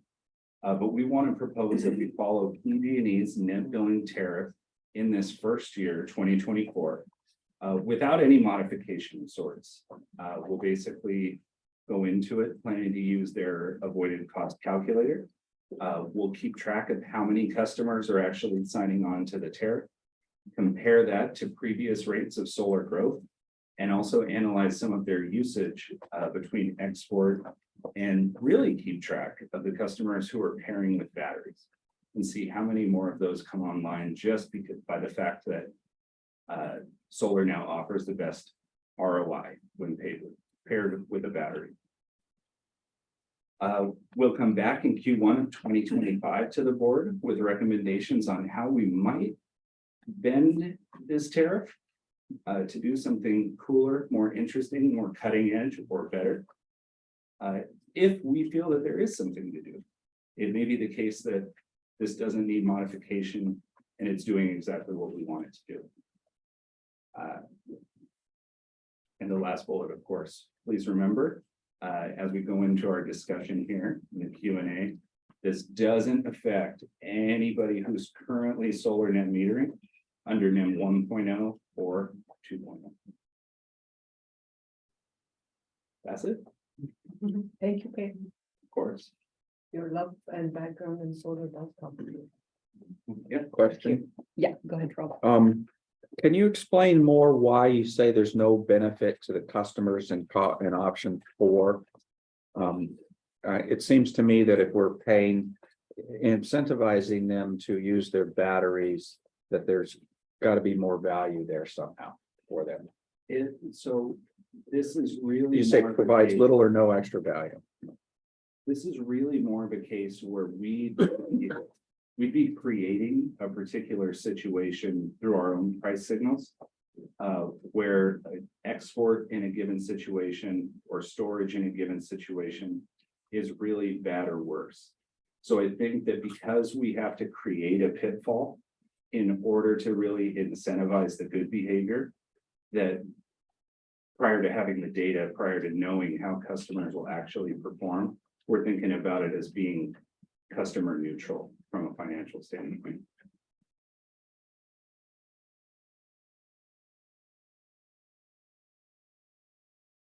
Okay, not sure about that, but I'll leave it that for now. Okay, right. Excuse me. First of all, I love the column headings. That's really well done. And you, Peyton, I think you know my financial situation. And this is near and dear to my heart and to my wallet. And I've been dealing with this for probably 12 years, 13 years now. I had a feeling that it would be. Yeah. The short conclusion that I've got, and I'm going to ask some questions, but I like option 1 and then option 4. But Okay. Can you go back to the slide that had the duck curve on it, the 3 different pieces? There's a huge row that's not included here, and that's PG&E's $32 billion hole. And I know for a fact what McKinsey is doing offshore to help PG&E. PG&E is one of McKinsey's biggest customers. So, you have to I think we all have to understand and recognize what's going on. PG&E needs to raise its revenues and have no increase in its expenses. That's what's going to dig them out of their hole. I mean, that's just life. And I think a lot of the calculations, as you look at EV adoption, like I know my electricity consumption, and Rob, yours may be similar, is that as soon as you start going all electric on a vehicle, your household consumption is a fraction. You can talk about phantom loads and moving from light bulb or to LED bulbs and stuff, but as soon as you're plugging in your car, those are big numbers. I think that we all have to recognize that San Jose is creating a new utility, electric utility. And now it's not just where are we relative to PG&E, where are we relative to San Jose Electric, which is going to be coming in the next little while. I think that as I look at the numbers, that there's going to be an incentive just to have batteries. Like, you don't need solar. Why have solar? Like, that's expensive pre-wire for solar, but put your battery in, that's where the money is. I think that when you mentioned the 8,760, is that what's the number and the number of billing periods? Number of hours in a year, Yeah, Hours in a year. right. except for leap years. That creates incredibly complex billing systems. And anyone that's is on the solar rate, like it's crazy, the billing that I get. And you know how my billing was delayed for 3 months less 10 days. Almost 3. Yeah, we won't. So those are all my kind of thoughts, but this is super important, I think.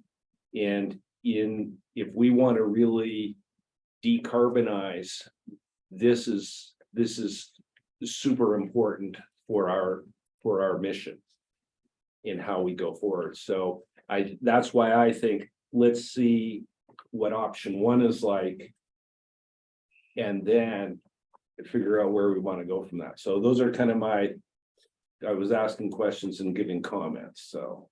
In response to your comment about the customer experience of the billing, I think it's super important that we think about that.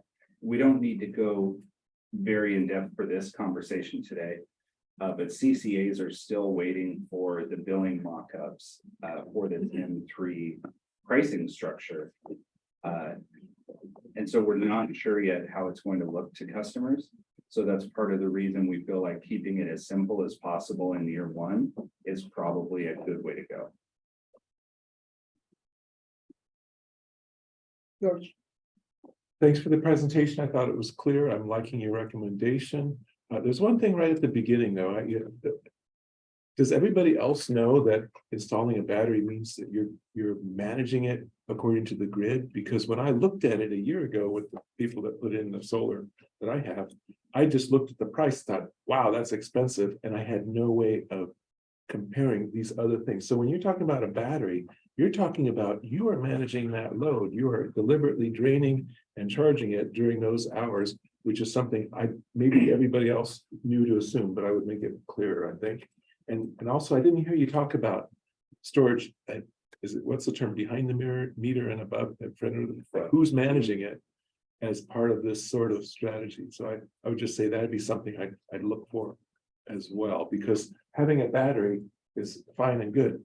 I looked at it because we had a 51-hour outage during the storms in the winter. And that's a whole different thing than what we're talking about here. It is, and I think it's probably important to include another slide. Because in addition to making the payback period for your entire system better, it should also make the decision-making easier, because these things are supposed to be programmable to net you, the customer, the best benefit. So if yours in particular isn't, please see me after. I didn't buy it. Oh, you didn't buy it? Well, Hell no. I thought I'm gonna wait till I get an EV. Sorry, I don't have one yet. And I hope that there's vehicle to grid and all the stars align. So there I said. that's okay. Rebates may be coming. You never know. You gotta ask Justin. Thank you. So Justin is the key guy here. Okay. Larry? Well, there it is. Sure, I'm completely behind staff's recommendations. I think, it's figuring out where we stand a year from now and whether or not we add incentives, but for me, it makes total sense. Okay, thanks. I think it's time to open public comment period. Go ahead. At this point. Great presentation. I too worked in the solar industry a while back. And there was a lot of buzz in the advocacy community that NEM 3.0 was going to kill the solar industry in California. And now there's a buzz that what are people call the utility tax, which is the law that's already been passed that says there'll be a fixed monthly fee based on your income.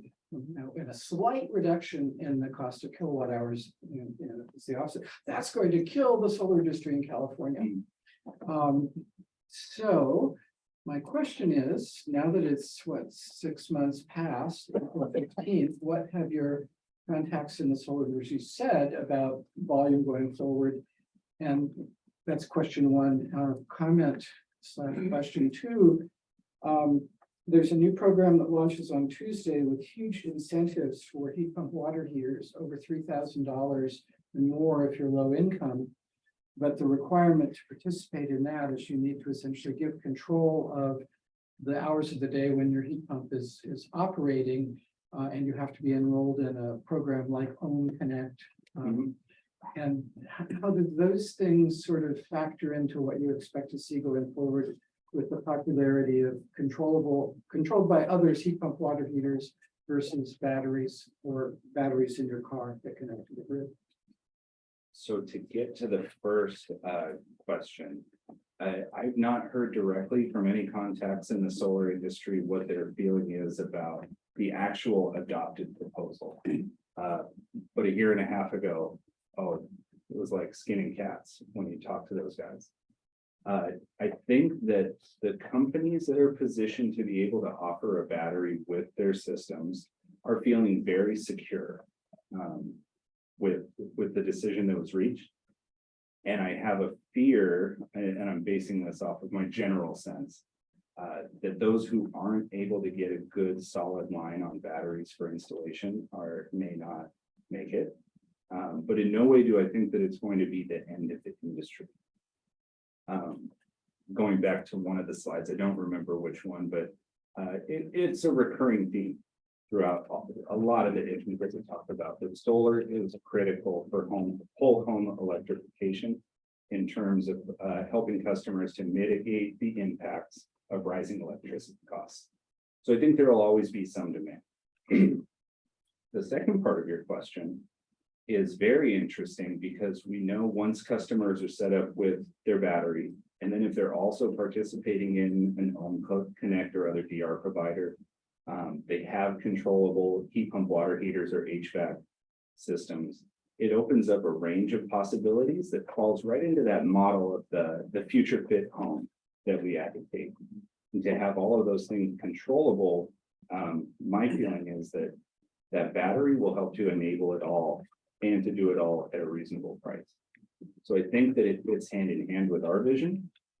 It may not be absolutely perfect for every solar installer that's out there. But the ones that are able to adapt, that have the connections to get the supply, I think that they agree. Any other public comment? No hands raised. Okay, wonderful. I close the public comment period, bring it back for discussion. Already heard some comments. Other comments in the room? None? Yvonne? Online, I don't, Yvonne was there just now. Yeah, her hand is not raised. Okay, Yvonne, any thoughts on this item?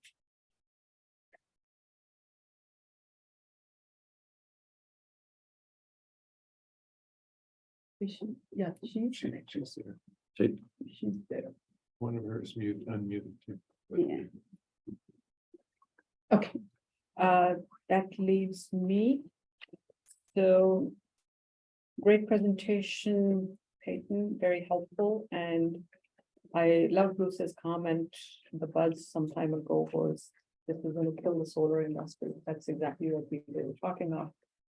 One thought I have, Peyton, that people who rushed to get 2.0 was partly because of that, and rightfully so.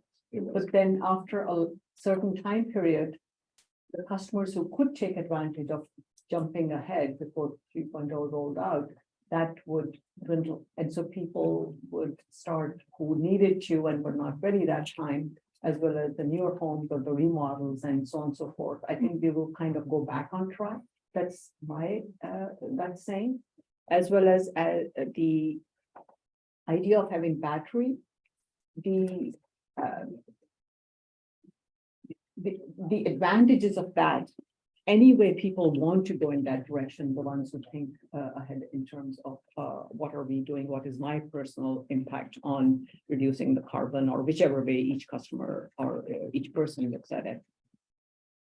I support the idea of staff recommendation going with option one for now, and then moving forward with a revisit in about a year's time. I think it's very important for us to look at the complexity or hopefully the lack thereof in the billing systems, because that's important for the decision maker ahead of time. And even with the 1.0 and 2.0, I was not even looking at it that time, but I know friends who were wanting to sign up. This was the engineers, the analysts, the accounting guys who were numbers oriented. They still kept on focusing, how complex can I rely on this? What is the bottom line going to be? So that's a big part of a decision that somebody makes. And so that would be helpful for us to keep in mind. And I had one other comment. Oh yeah, George mentioned the vehicle to grid. So the buzz I picked up at the conference was the use of not just batteries for solar, but the EV batteries, their Life 2.0 version. That's where the industry is kind of thinking ahead. And I wouldn't be surprised if there are more technological solutions in the pipeline. And from V2G, vehicle to grid, they're not talking and beyond, which is V2X, so numerous ways. So I go back to thinking in my mind, this industry is evolving so much, and overall, every bit that somebody can do in a very wide industry, we're all working maybe in our own silos, but we're going in the right direction and somehow coming together and supporting each other. That makes me feel good. Other thoughts? No, I think Yvonne be back on. She is. Okay, good. We were looking for you. Yes, I just, I'm supportive of going with option number one in staff's recommendation and having them come back to us, to tell us kind of what they'd be looking at for 2025. So I think that I too, like someone had said, 1 and 4, but I think we should go with option 1 and then see where we actually land, what is going to move people, what is going to motivate them to do storage. So I think we don't have enough information yet, I think. Thanks. So before we move to item 5, I'd like to add that item itself will be helping us as we look at ways to make the permit process in each city more streamlined. We will be able to get more customers and getting the interests of people to have heat pump water heaters and so on and so forth, electrifying their homes. All of that adds up to them thinking about the batteries and having solar plus batteries. So again, a holistic approach and doing every bit we can will help. With that, let's start on item number 5, update on permit modernization and policy experimentation program rollout discussion. Staff person speaking is going to be Zoe Elizabeth, Deputy Director of Decarbonization Programs and Policy, and Tony Yulo, Senior Manager of Public Sector Services. And before I give them the floor, I am remiss. I wanted to thank Peyton Parks for NEM 3.0. Thank you. Of course, my pleasure. Fantastic. I have the pleasure of being the last item on the agenda in this very light morning of this conversation. So thank you all for sticking through. So I think what's become clear in our conversation today, or been re-emphasized, is that as our communities transition to the clean energy future, one, it's complicated, it's not smooth, there's a lot of bumps in the road, but also there's a lot of factors that are outside of local government's control and local agencies' control that we're needing to bend and react to. But 2 of the most powerful tools in the decarbonization toolbox are within your direct control as local governments. And truly, you're the only ones that really have this control. And so that's permitting and local policy. And so go to the next slide, Andrea. we're launching these two programs really to provide additional resources and capacity to help you to fully leverage your authority around permitting and policy in ways that can benefit your communities and really catalyze decarbonization. So today I'm going to quickly go through some background. Tony's then going to give an overview and the schedule of what's coming up. And then we look forward to hearing any input that you all have. Always, I know folks have seen these slides, but really important just to come back to this. Why are we always focusing here? Because the mass majority of emissions that we're aiming to reduce come from combustion that's happening right here in our service territory in buildings and on-road transportation. Next slide. And then you all have already taken what's the really first critical step to reducing emissions in buildings and future-proofing buildings. And I want to just pause and not let the simplicity of this 2-column table, it's the first 2-column table that actually has space enough for icons in it. They're not labeled. They're not labeled. They're not labeled, right? Because really the choice here is clear. But right, and to not let that underestimate the power of what we're really trying to express in terms of this impact. So with the adoption of REACH codes, this could mean as much as 50,000 new heat pump water heaters. And those are real and permanent emissions reductions that happen in our service territory at a cost savings, right? Somewhere around $85 million in upfront savings, plus millions of dollars of bill impact savings every year. So that's really the power of local policy and the leadership that you all took. Next slide.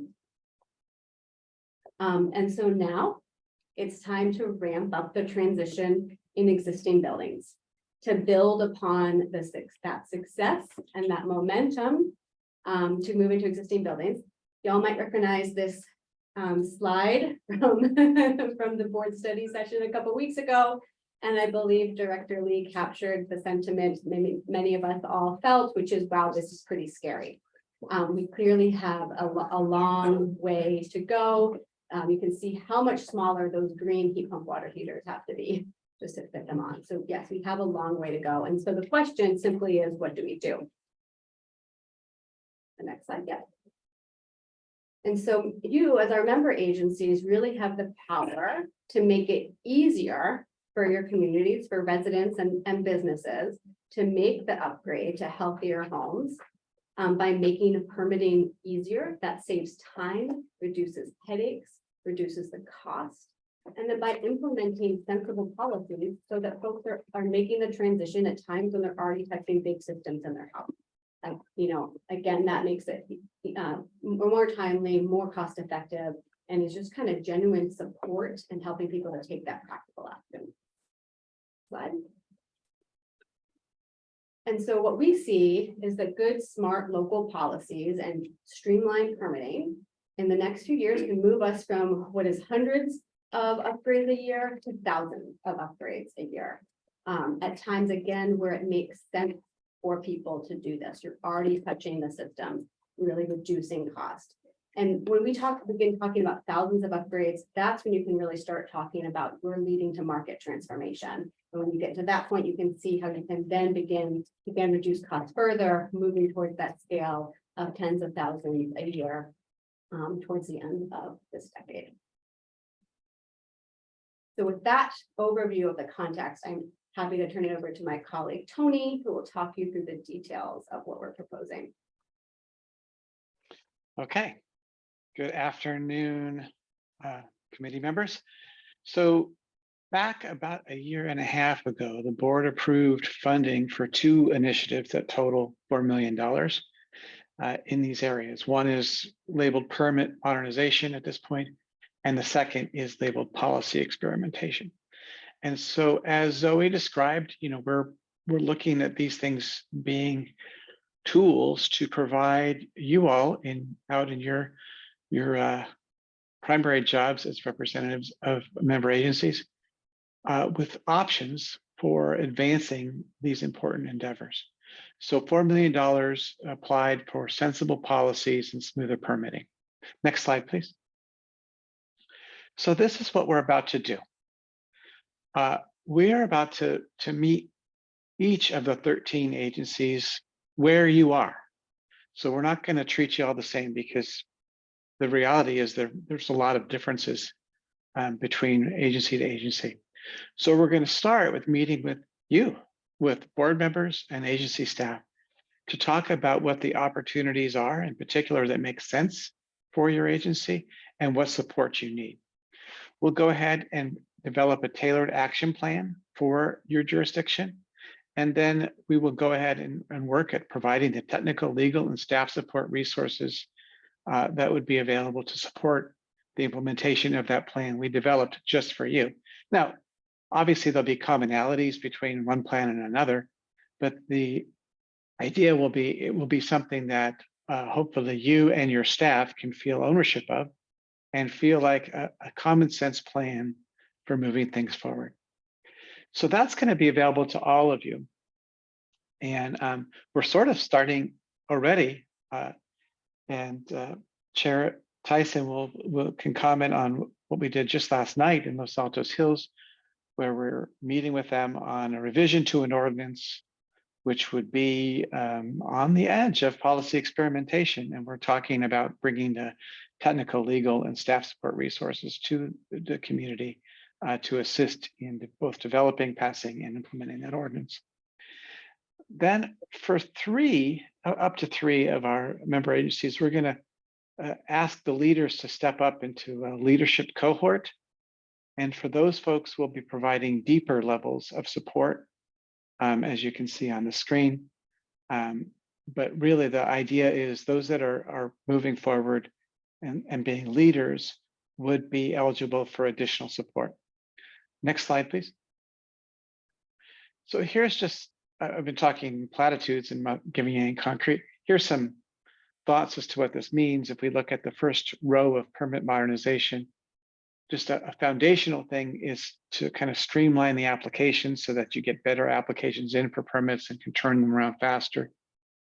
An improved version would be doing virtual inspections so that it's both faster and more efficient for your staff. And in the leading column, we have doing a contractor self-certification program in which a contractor who's got certified from your agency would be doing the permitting and inspection for their jobs. On the next row down on policy experimentation, foundational would be passing an ordinance that said that some things had to be disclosed when a property is sold. A middle ground improved version would be maybe requiring electric readiness at remodeling. And then lastly, leading would be providing some sort of additional incentives that are within your control to promote further building electrification in existing buildings. So there's many more choices. These are just some examples to kind of give you a sense of the type of thing we're talking about and some sense of the flavor that's here. Next slide, please. So the timeline here, we're coming to you today talking about this. We want your input, but your thoughts on what you're seeing. We're going to do the same with the board next month. Then we'll start meeting with your agency staff. We don't want your staff to be surprised by this. And then we'll be meeting with you all and any key staff you want to bring along to have a common meeting in your jurisdiction.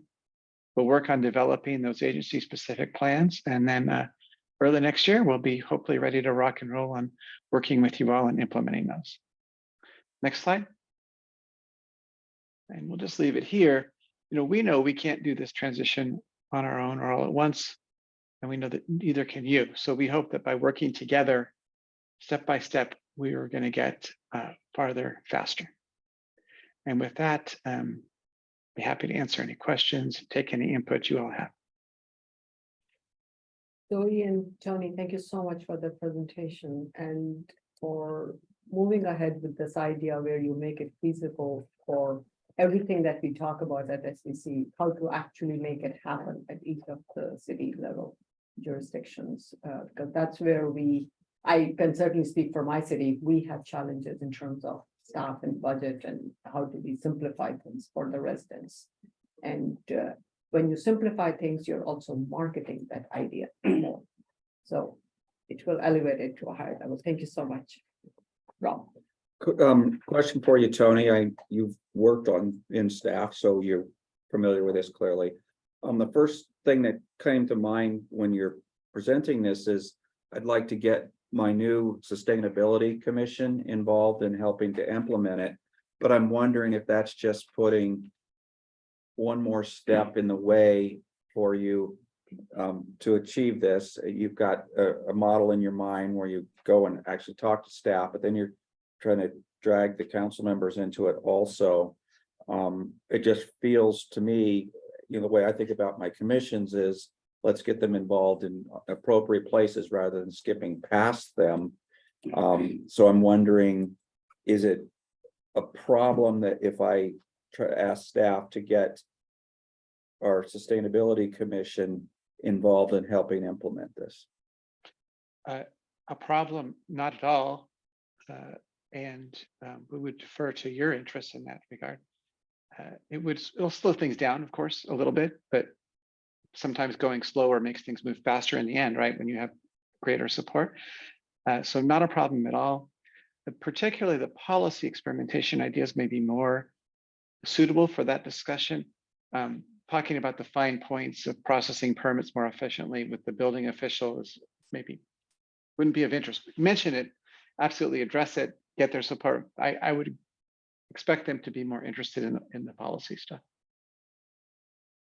That makes sense. Thank you, Tony. Great question, Rob. And do you have a comment on this? Because Brian had raised his hand earlier. If the same issue, Well, then actually, let's focus if I on could that. just build on that, because Tony, thanks for attending our meeting at Los Altos Hills last night. I thought it represented a lot of good things because it had a new staff member there. It had our environmental initiatives committee. It had me, the council liaison, city manager actually showed up. And of course, there was Tony. So I felt like that was a really an exceptional meeting in terms of bringing things together, but probably it helps a lot that there's context, and the context is that we have a lot of committees in town, and a lot of times they kind of blunder about and cause all kinds of staff workload issues.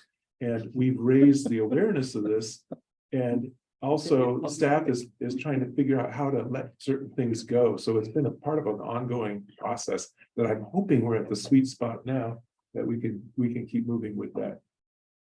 And thanks again, Tony, for showing up. Great idea. And Rob, again, thanks for bringing this up because other cities, and I know Larry and Javon they texted me, they had to leave. I do appreciate them staying so long.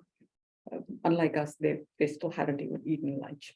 So, but Sunnyvale has a commission, and I believe Mountain View has. So we have to think of those cities as well. So Rob, you brought up a great point. And the way each city's commission works, like yours, is slightly different. So that's a good point. That's a good time to bring that up so that Zoe and Tony can keep that in mind. And George's point is valid, that let's keep it contained, but again, bringing each city's nuances. And that's part of the custom. What word did you use, Tony? I think you said the tailored action plan for each city.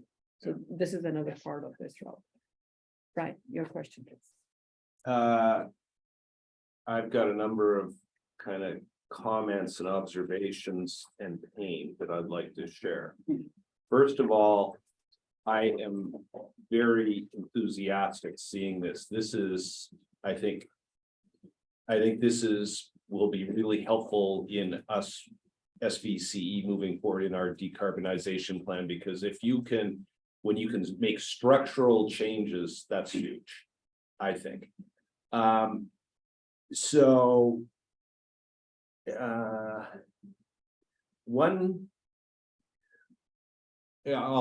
I could ask some questions first, but one of the things is, can you measure the amount of gasoline sold in SVCE's service territory or in Santa Clara County? Because if we start to move the needle on transportation, we should see the amount of gasoline being sold going down. And that's kind of a question. I don't, you don't have to answer it right now, but to me, that's what moves the needle, you know, when you start reducing the gasoline that's sold. Do you want to comment on that or you want me to keep going? Brian, why don't you give all your questions then? Okay. I have about 12 minutes to go. Oh, okay, I'll Okay, be so quick. that'll be good. Can you get heat pump water heater water heater replacement permit issuances by municipality? Because, you know, I know people that are getting their heat or their water heaters replaced, but they don't know that they should be thinking about a heat pump water heater. And then I spent about $13,000 on a heat pump HVAC unit, and getting the rebate back from Bayren and also from SVCE is huge, but I've had nothing but problems with Los Gatos, and sorry to mention, but that's where the property is, with their inspections and setting up their inspections. And in fact, I wasn't sure if I was going to be able to make this meeting because I only had a certain inspection window and there was a problem yesterday. I think that every municipality is different, Rob, in terms of, you know, does having involvement by council members slow it down or does it accelerate it? But what I see across municipalities is at the city council or town council level, you need to have champions, you need to have advocates. And that's really important in terms of making things move, because policies, my observation is if you want to make some change and no one on council is an advocate, it's not going to happen unless it's very forceful at the manager levels. So, and my final comment is what I think is very important is time to market. And what I mean by that is if I'm a consumer residential and I've got a choice of putting in a heat pump water heater, a heat pump HVAC. What's the time between when I make that decision and when I get my rebates and my incentives? The longer that is, the more difficult it is. I don't want to do it, right? The shorter, faster, easier it is, that makes the sale for me, both in terms of my time and the financial thing. So Tony, what I'm saying is this is something that I think adds a lot of value, and I'm very supportive and pleased that you're going ahead with this. Sorry if I burned up a few minutes there, George. Okay, are you okay, Brian, if we leave that as comments, feedback? Yeah, totally. In the interest of time. Yep. Okay, thank you, I appreciate that. Let's open the public comment period. Sure. Tony, you're doing the Lord's work here. This is a real sore point for people who are on the bleeding edge of home electrification. It's one of the most frequent topics that is discussed online.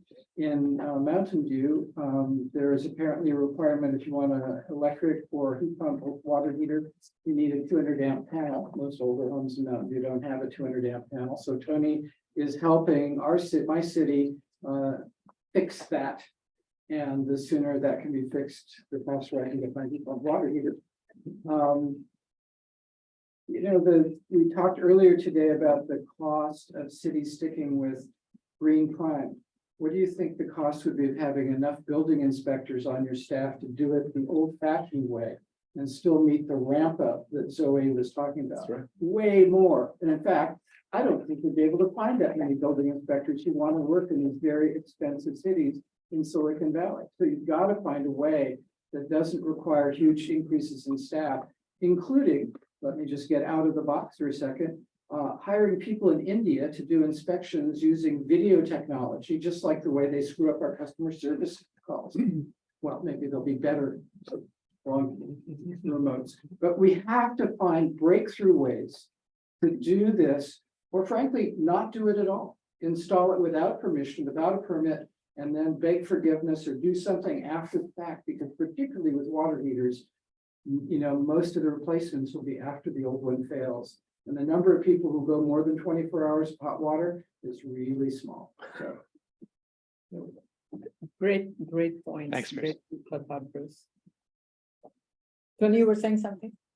I just said, thanks, Bruce. I want to just make a quick plug that we think that this idea of the self-certification program, if we've got any city who wants to be the first to pilot it, could be a really, other cities have done similar things with other technologies, can be a really great medium of getting things up to code in a way that are standardized, but do not require additional city staff to do all of those inspections. Okay, thanks. So I close the public comment period, bring it back to the committee here. We've made some comments. Anything else? No? I'll just say thank you. Great idea moving forward. This is what makes it all come together to make it work. And it's a marketing as well as simplifying life for each city, making it feasible essentially, because otherwise it won't happen, at least in my city, for all the reasons that we have talked about since 10 o'clock this morning. And with that, committee staff remarks. I have Andre? a staff remark. Just a reminder, we will not be meeting on Thanksgiving, which would be our normal meeting time. Our meeting for November will be the 27th at 1 p.m. And that's a Monday. Correct. Darn, I was counting on another good lunch. There it is. Okay, thank you. Thank you. Any committee comments? Oh, Monica, go ahead. Monica, go ahead. I was gonna say, just thank you for going the extra time here. November is also, the November board meeting is gonna be a big board meeting too. Some of these same topics will be there, and so we appreciate anything that you can do with the board meeting to help that discussion along. Duly noted. Okay. Right? As long as this discussion was this morning, I think it's very valuable. And I'm really pleased that we spent the time on it. Sorry, I just Okay. wanted to compliment No, I'm still good. the, It's only the 12:51. staff for the work and also for the directors that are here.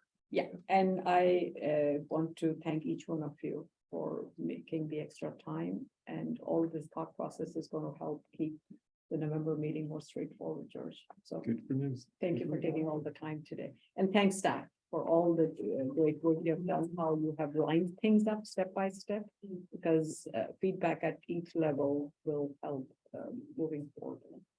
Thank you, phenomenal work. Thank you all. With that, the meeting is adjourned at 12:51.